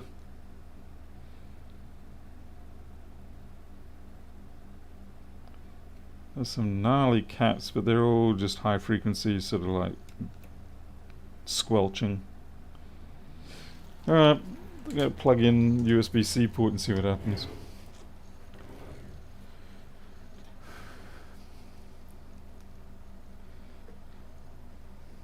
Alright, full wave. Sayonara.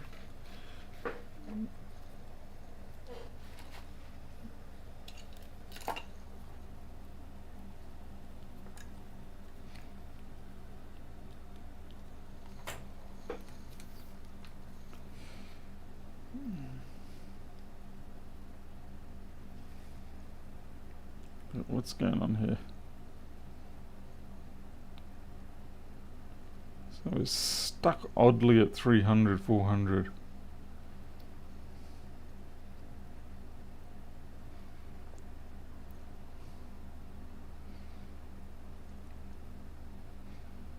So it's doing something, but not great stuff. Feels like it could be a shorted CD3215.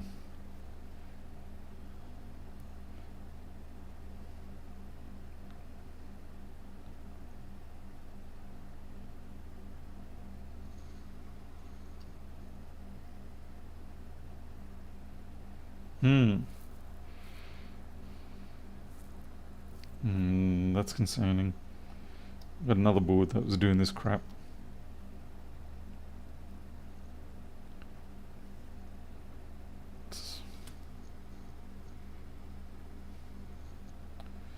So we've got 150 on the rearmost port, but all the others are doing 300. So it kind of makes you think that, I wonder if it's that cap that we were talking about. So rearmost port, let's go map that one out and see if it is the one that had that dodgy cap.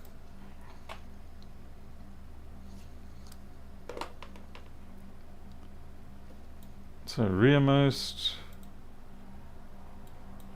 and it's that one. It's not the dodgy one. Damn.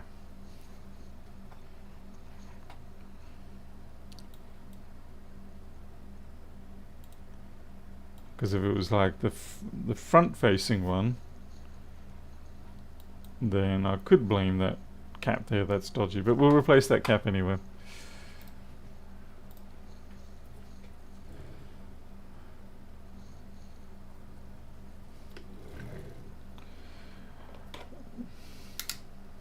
Yeah, usually you sort of find the odd one out and replace it, but I'm disinclined to take that path this time around.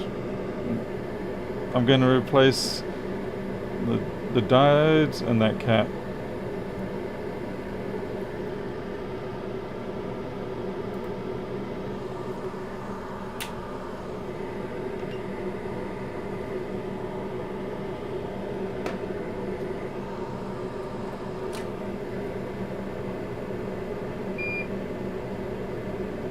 Really just the diode and the cap.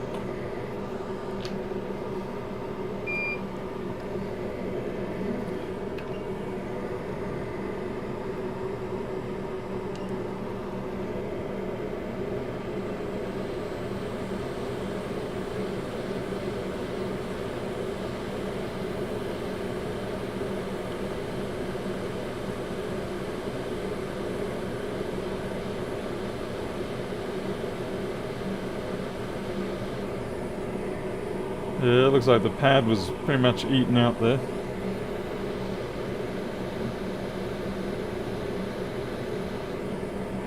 The diode looks okay, but the pad under that cap was non-existent. And it's an important one because that isn't actually an outside rail, that's a rail that's generated internally by that CD3215, and if it can't generate it, then it's probably going to have issues. Or rather, if it can't find that cap, or the cap's not really doing its job, then it'll be, being an LDO, it'll be unstable as hell, and it'll probably just give up.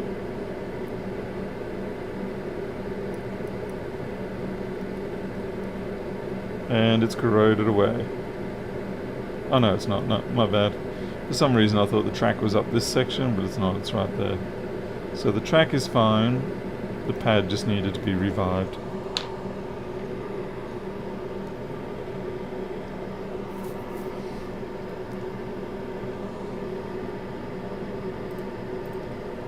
In this particular case, these diodes are for protection against overvoltage.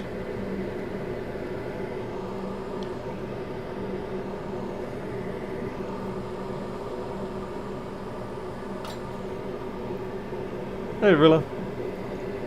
Yeah, you're going back to sleep already.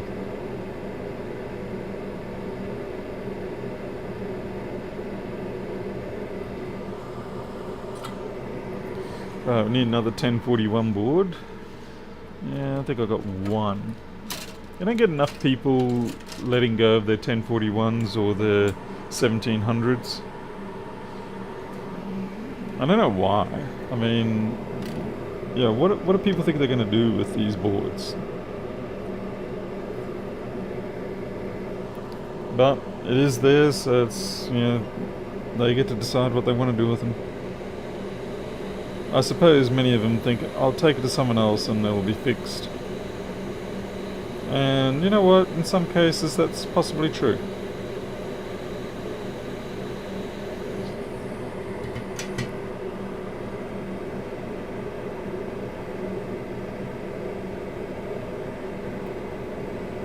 Given that there's a good number of machines that I get in that someone else has tried to fix and I fix it, then I think it's reasonable to say that that can occur as well with me.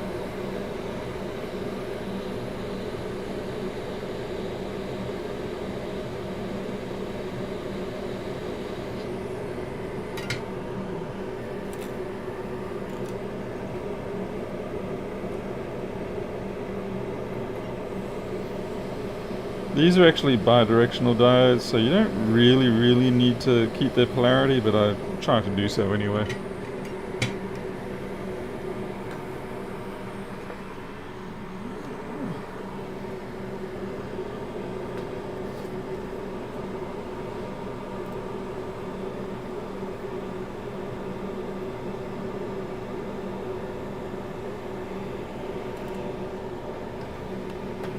Hey Zed from Briz. I still really don't ever get the whole Briz Vegas thing. I know it's supposed to because it sounds like Vegas, but just I don't know. What about Brisbane sounds like Vegas? I've been pondering that for over 20 years, I guess, 30 years now, and I've never found a conclusive answer. It just seems to be everyone calls it Briz Vegas. Even I do occasionally.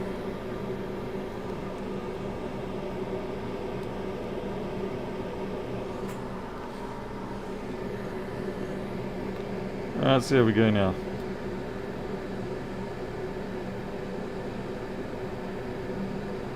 It's a big fat sad, good for nothing, going nowhere outcome.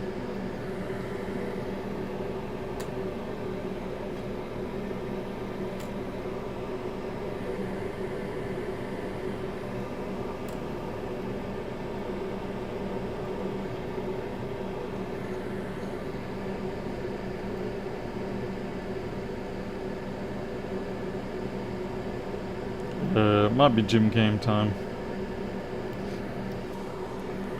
Just to see which one lights up.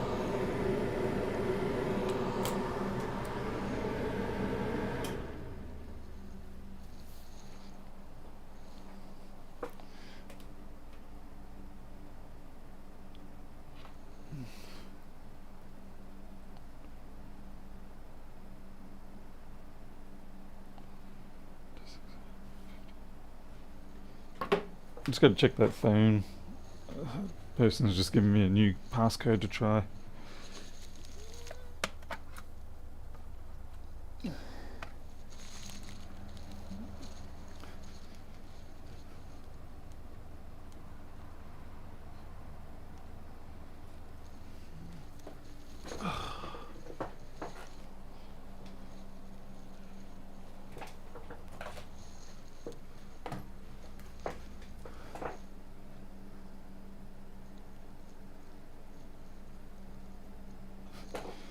There it goes. Damn it.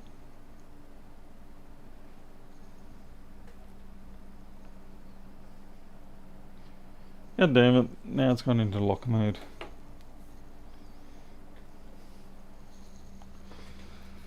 Yep. This is what I hate about this. So you work out what's wrong with things and it's still people don't have their passcodes.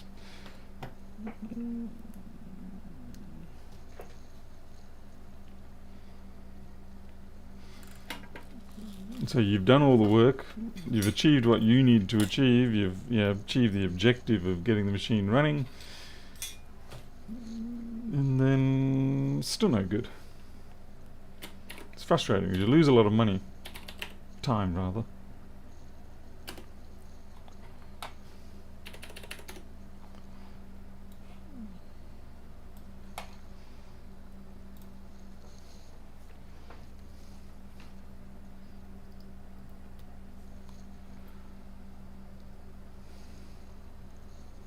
Oh, great. Now you don't want to even show anything. Try that. There we go. Alright. So you're immediately getting hot. Fair enough. But now we need to check the other side to see if any of these ones immediately get hot or whether it's the one on the other side only.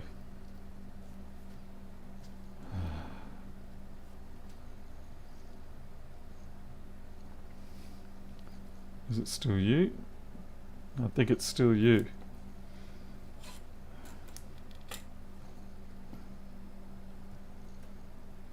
Yep, still you. Okay, interesting. I wonder if that's... I'm wondering whether that is the chip or whether there's a cap there. Because obviously the precision of positioning is not that great.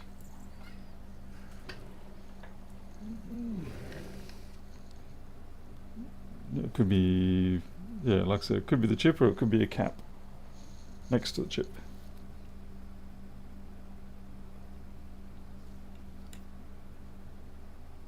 Looks like it's the chip.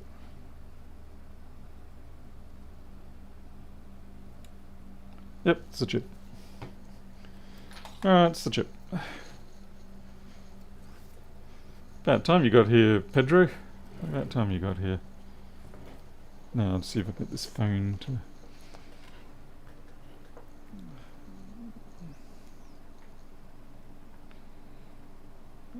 26845. Damn it, now it's at 5 minutes. This is getting out of hand. Not that.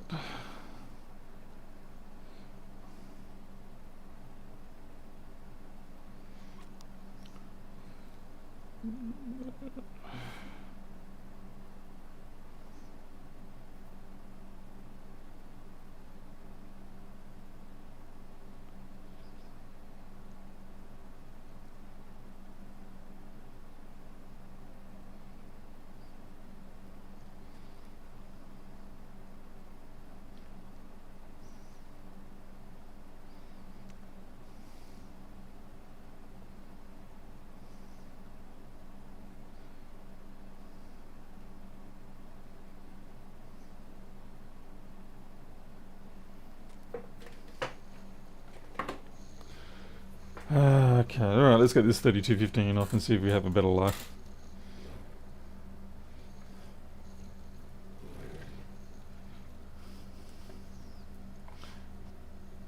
Daniel, no, it's the cap I replaced and all that is this one here, the cap and diode there. Now it's getting hot up here. Not sure why. Interestingly, this is not even the side that the liquid damage occurred on, but it might have been the side that was connected at the time that the liquid damage occurred.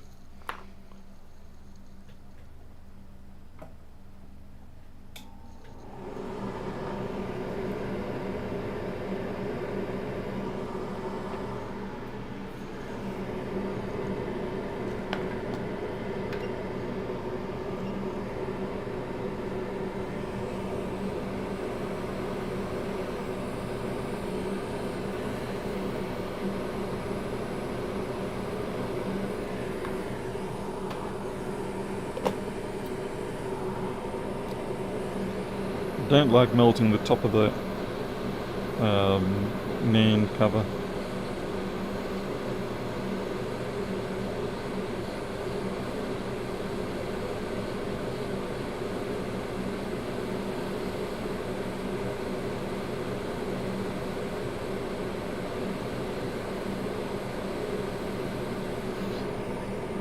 You can see there was liquid damage under there. That's really interesting, actually.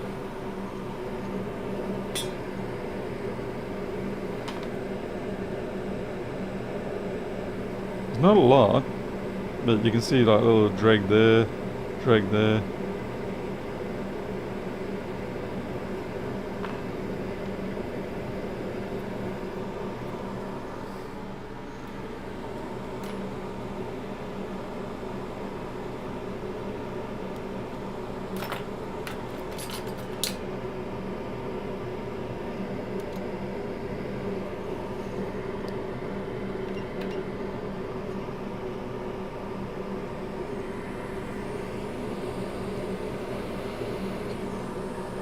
need a little bit more flux to help clean up this mess. It's like too much flux. God damn it, that's Rossmann flux.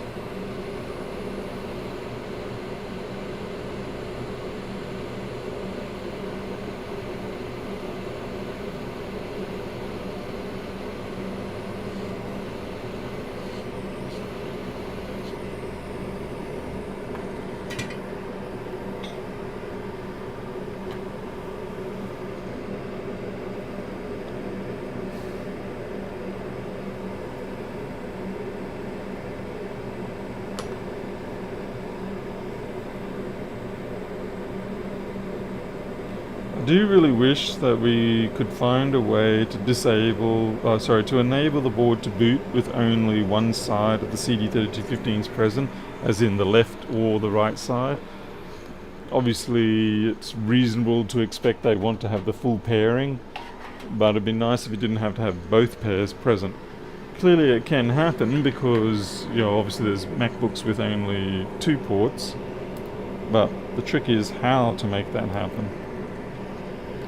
I'm fairly sure there's got to be some way, I'm just not sure how realistic it is.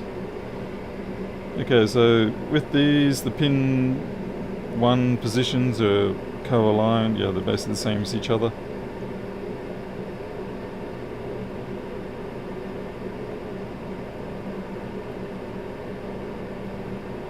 We're going to drop it down to 360 rather than the 470 that we're at, mostly because at this point the board is already warm and these are most likely leaded solder, so we just simply need to get things a little bit up to temperature and they should drop and realign. There we go.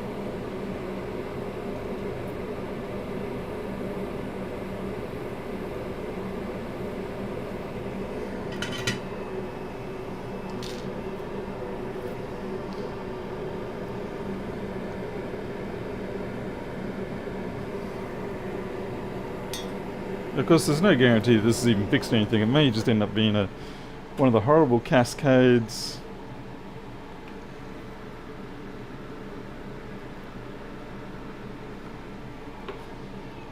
Right, sorry, customer thing here. L-I-N-C-O-M.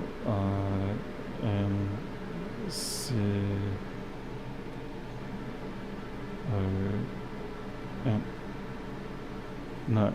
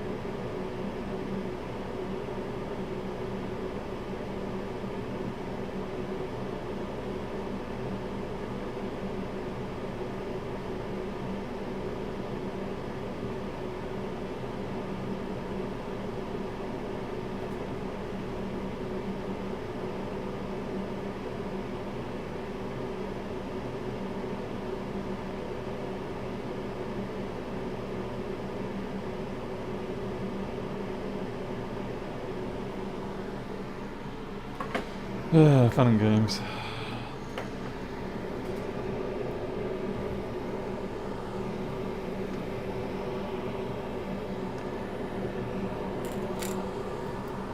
Let's see, here we go.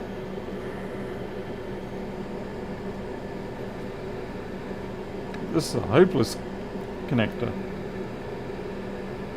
Looking good, looking good. Come on, give me 20. Yes, 20 volts. Okay, we're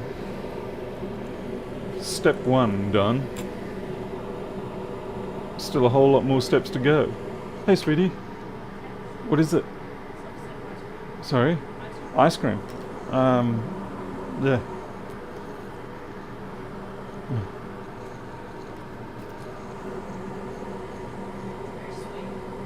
Sorry? Very sweet. I'll take more of that. Yeah. Like it rain freeze. It's like soft serve. It probably won't stay like that once it's been in the freezer for a while, but when it's freshly chilled. Right. Yeah, but no, it's really good. I could stuff my craw with that, something stupid. Get diabetes with that. Homemade ice cream.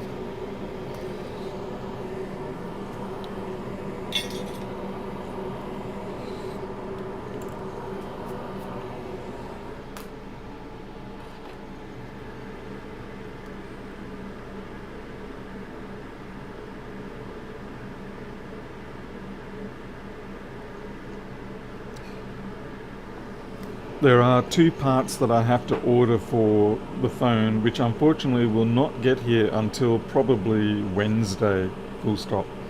While the phone is partially working at the moment, it is not fully fixed, full stop. Sorry,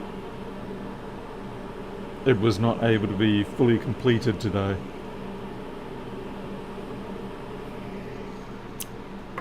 Right.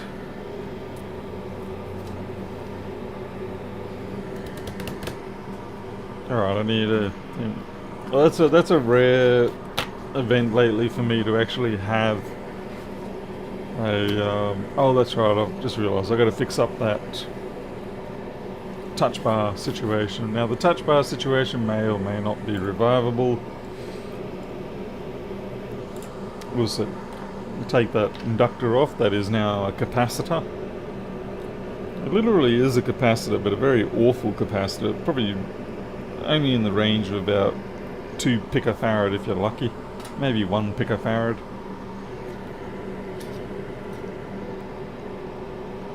Warren, yeah, I mean, for the most part, yes, I have given up on ice cream, but this was homemade ice cream, so the ingredient list is controlled by us.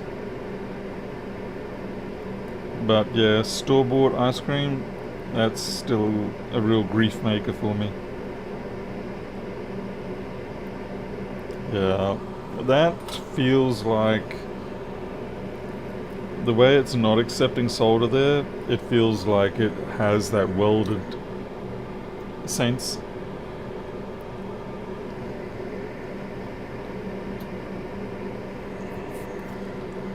Now obviously what I'm trying to do here is avoid melting the goddamn connector, because melty connectors are not happy connectors. Yeah, Moretto, something certainly caused it to fry. And this is where it's going to get difficult because... Oh, I've got to watch this connector up here too, by the way. There we go.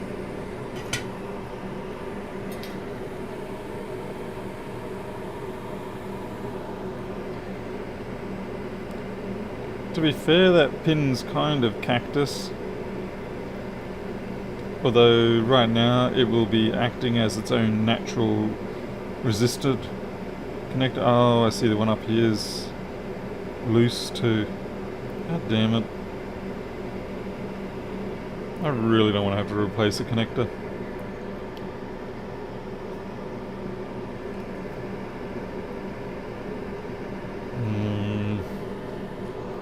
Just see what the job says about this.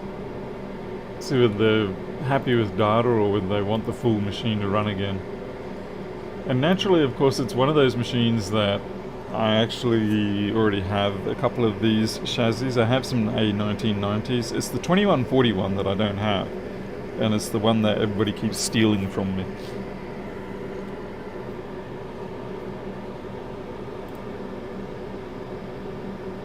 No queues. That was the Quick 861, as you know, and that is now back on its shelf, just sitting there waiting for the day I hopefully don't have to use it.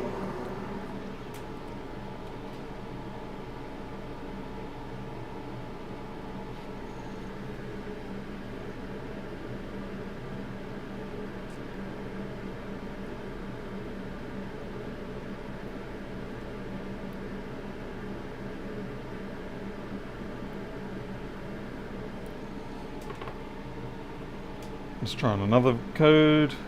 I've got 15 minutes to go. God damn. Alright, look, I'm going to say this connector is jacked up anyway, and because the pad down there is gone, I'm just going to take the whole thing off.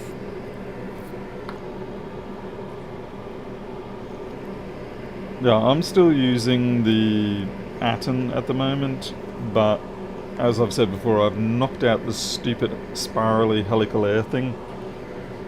I sort of understand what they were trying to achieve with it, like make some nice even air and whatever, but the reality is that it deprives, I shouldn't say deprives, takes away so much of the energy from where you're trying to focus. So it's a case of theory being good, practice not so much.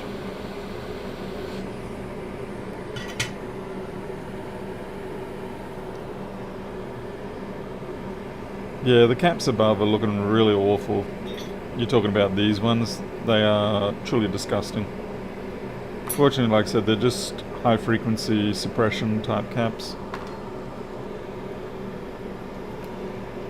Yeah, it already whistles enough and they make it whistle harder.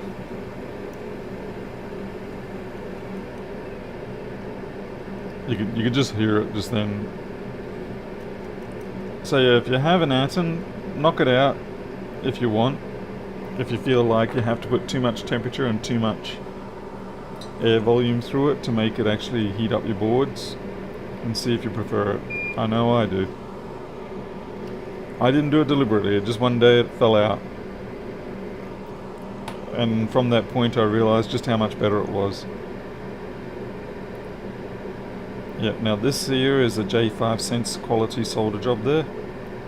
J5 cents, I apologise if you see this, but ever since seeing that, someone pointed me to that soldering job with the current sense resistors, and well, that's, unfortunately they say first impressions count, and that one stuck.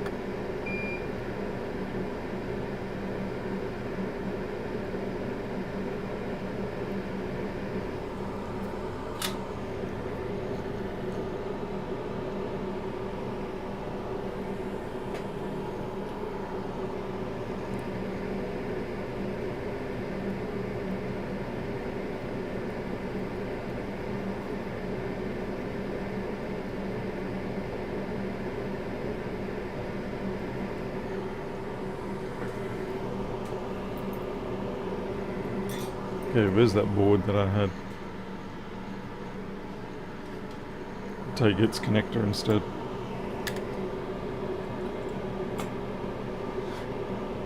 The Atom does a good job, yes. Is it better than the Quick? I'd say not really, they're much the same really. The main thing that I like about the Atom over the Quick is the fact that it lets you change the mode that you're in while it's in the holster.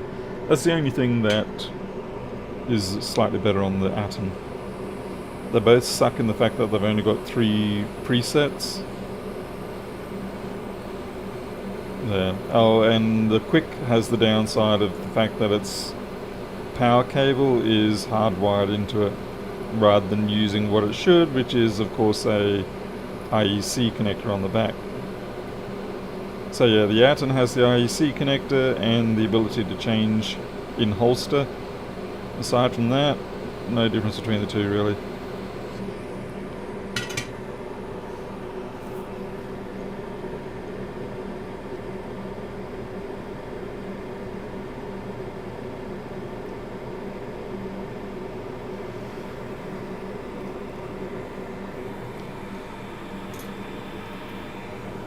The other thing is I find with the helical thing removed, I have much better control over the job I'm working on.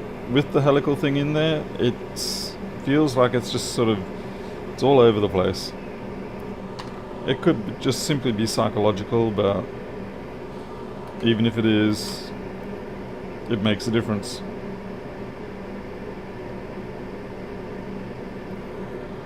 Yeah, we shouldn't mock placebo effects when they have an effect.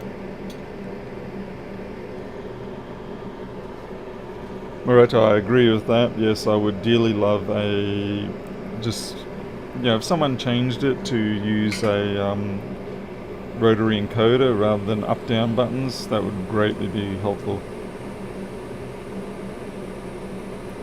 I suppose, fortunately though, once you've locked in your settings, it's not too bad. But yeah, I agree. Rotary encoders are what they should have used.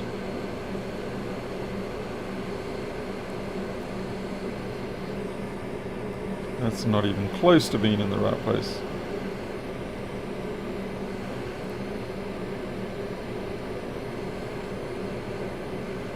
What the hell's going on here?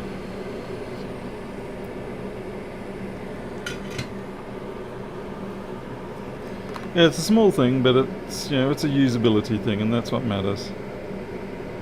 Oh, they're both offset. Right.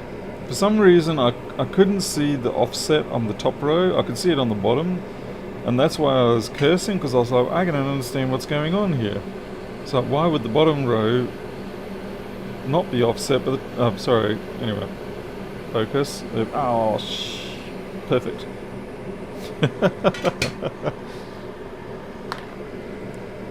It actually surprisingly is perfect almost. I've just got to touch up. No, actually, you know what? I don't have to touch up those bottom ones. They're filleted. Yeah, it was an unintentional spasmodic tap, and it did its job.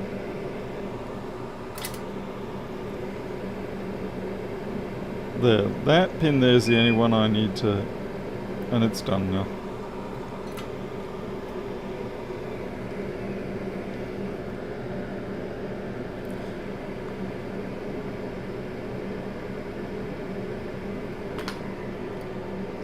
Okay, so that's fixed. I suppose we should put I'm in two minds whether I should put that filter back on or not. I'm actually thinking I won't until... Maybe I should have a look at the chassis and see how bad it is.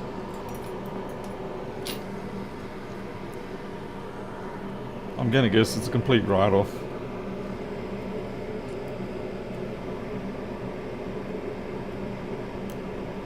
At least you can replace these. Alright, so you can see it has burned in once I can get focus.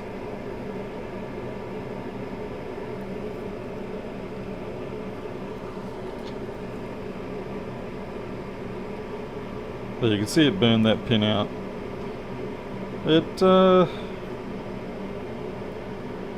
Okay, and it looks like they've actually scrubbed this clean. It was far worse and they've scrubbed it to try and clean it. And that pin is broken. Good job, Paul. It was broken anyway. But you can...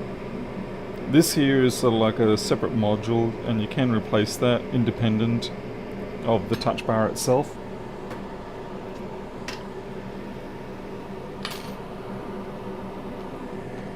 Yeah, I'm going to put the filter back, but I'm not going to connect it. Well, as it is at this point, it's not going to even conduct any energy because it's up the creek. Damn it. Man, I want to finish this job real bad because I want to go get some more of that ice cream. The addiction's kicking in. My wife's going to have to hide that stuff from me. She bought that for me for Christmas. It's an ice cream maker. And we just simply haven't had the chance to even have a breath to try it. And finally we did today.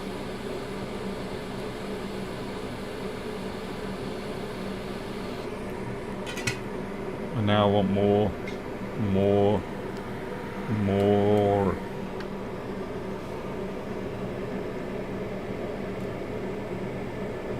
Now I need to pre-tin those. You really don't want to try and hot drop a component on there without tinning those pads. And yeah, I'm gonna use... Oh geez, what a cluster job. Bravo, Paul. Show the world how bad you are at soldering. Let's try that again with a proper soldering iron.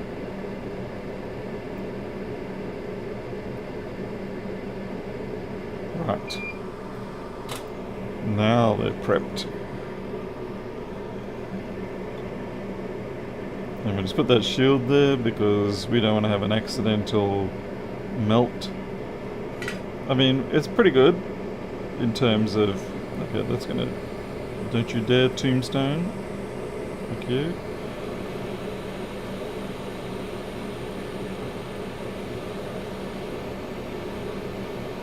Okay, we're down. Crooked, but down. Yep, that lets you know I've been here. I'll worry about these ones later. I want to boot and see if this thing actually fires up now.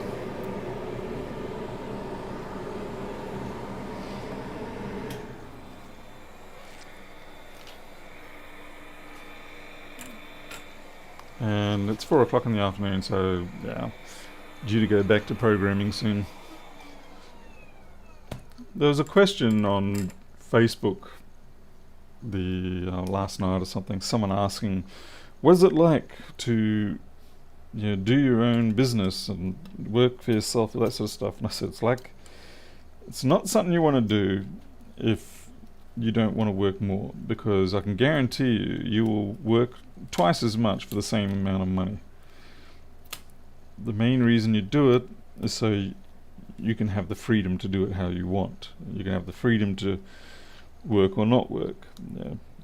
Of course, you just constantly work anyway. There are some people who do a much better job at it, and they actually spend less time working, as a sole trader or their own business. I think if you can employ staff, it's a little bit easier, but there's a bit of a gap in terms of business development between being a sole trader, as in working for yourself, or subcontracting to someone, and then being able to actually get to the point where you can employ people. And it's a difficult gap to get over. So a lot of people, myself included, tend to sort of stay entirely sole traded, and if I do need external work done, then I sub it out.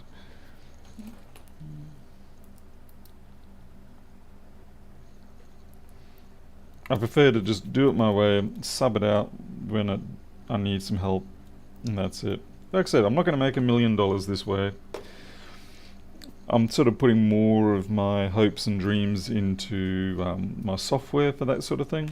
Particularly because, with software, if you can get it right, which never happens, then once you've done it, you've done it. Of course, there's always updates and everything else that you have to do constantly. Otherwise, your software just tends to fall into irrelevance.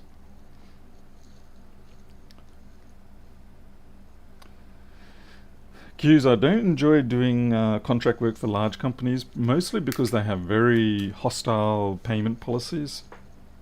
Like, yeah, put your invoice in and 6 months later we might pay you. It's quite interesting that the businesses that actually can most afford to pay you immediately are the ones that don't. And I guess that's how they get to... Okay, so we have booted. We've got 0% on the battery, so let's see if we get a charge going on there. Still can't believe you don't like no. Yeah, 90-day terms. I'll just starve in the meantime. Yeah, 3-month terms, even 1 month is just too much these days. It should essentially be immediate. These days there's no real logistical reason for it to not be immediate.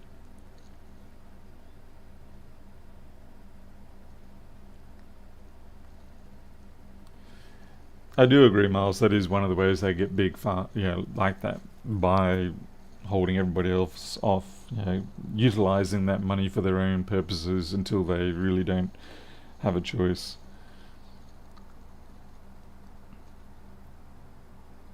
I'm just waiting to see.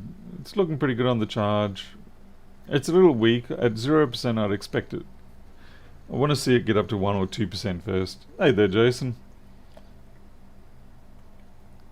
Are you back in Australia or are you still overseas? I have not received that package yet, Jason. I checked and I see it's still, I think it was in Townsville, which is ridiculous because it should have been here by now. Which reminds me, I will actually check. Do I know who?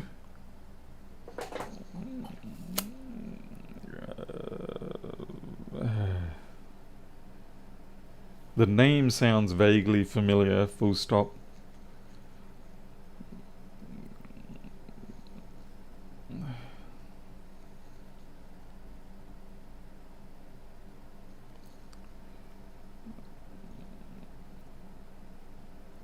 Oh, what was I going to do? Oh, that's right, I need to check a parcel. Let's see, where are you, couriers? Where is my parcel? I hate that I've got to chase these parcels down. Oh. Hello, Jen, full stop. Are there any parcels for me to collect this afternoon, question mark?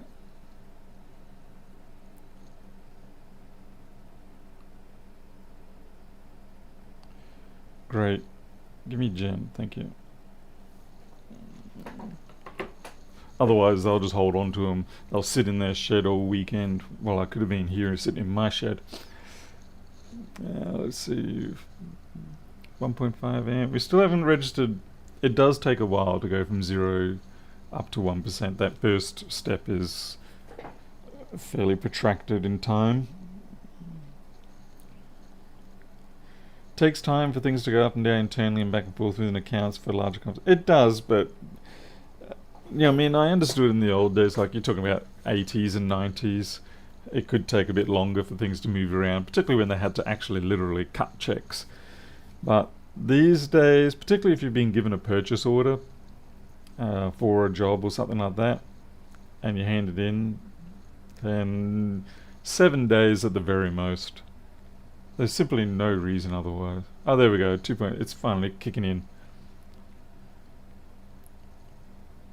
But yeah, 90 days or longer is crap. And like, say, contractors for building, the fact that they usually carry the cost of the materials for the job, that, yeah, and then if they don't get paid, then what do they do with the materials? The materials are already used in the job. That's really bad. It's one thing to lose time, it's another thing to have a burden of a debt on an item that you can't even take back.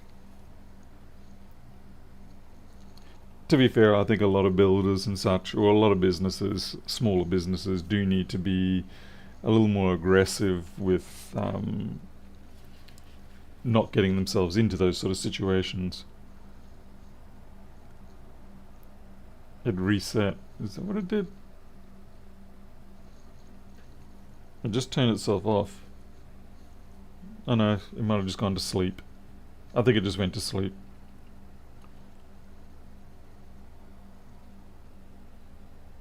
Yeah, obviously on this particular machine they've decided to shut down as they're asleep. We're still at 0%.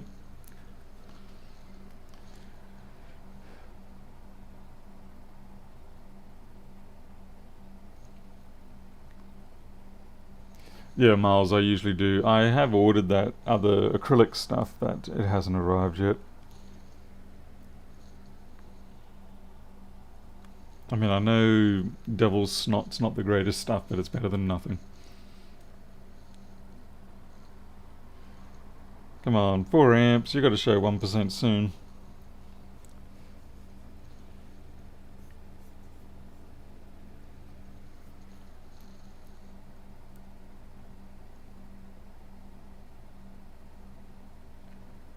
The acrylic stuff, I think it's Chem Tools 431 or something.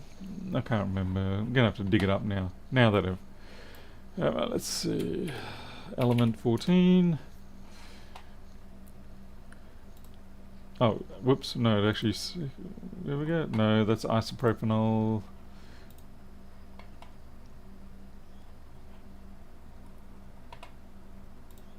419.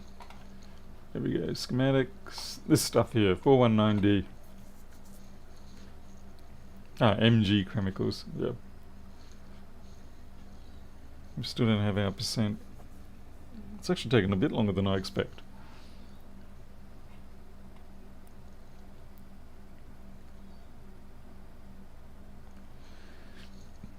No, I explicitly avoid underfill solvents, mostly because a lot of the time They don't even actually work on the stuff that you've got, and all of the time they'll give you cancer.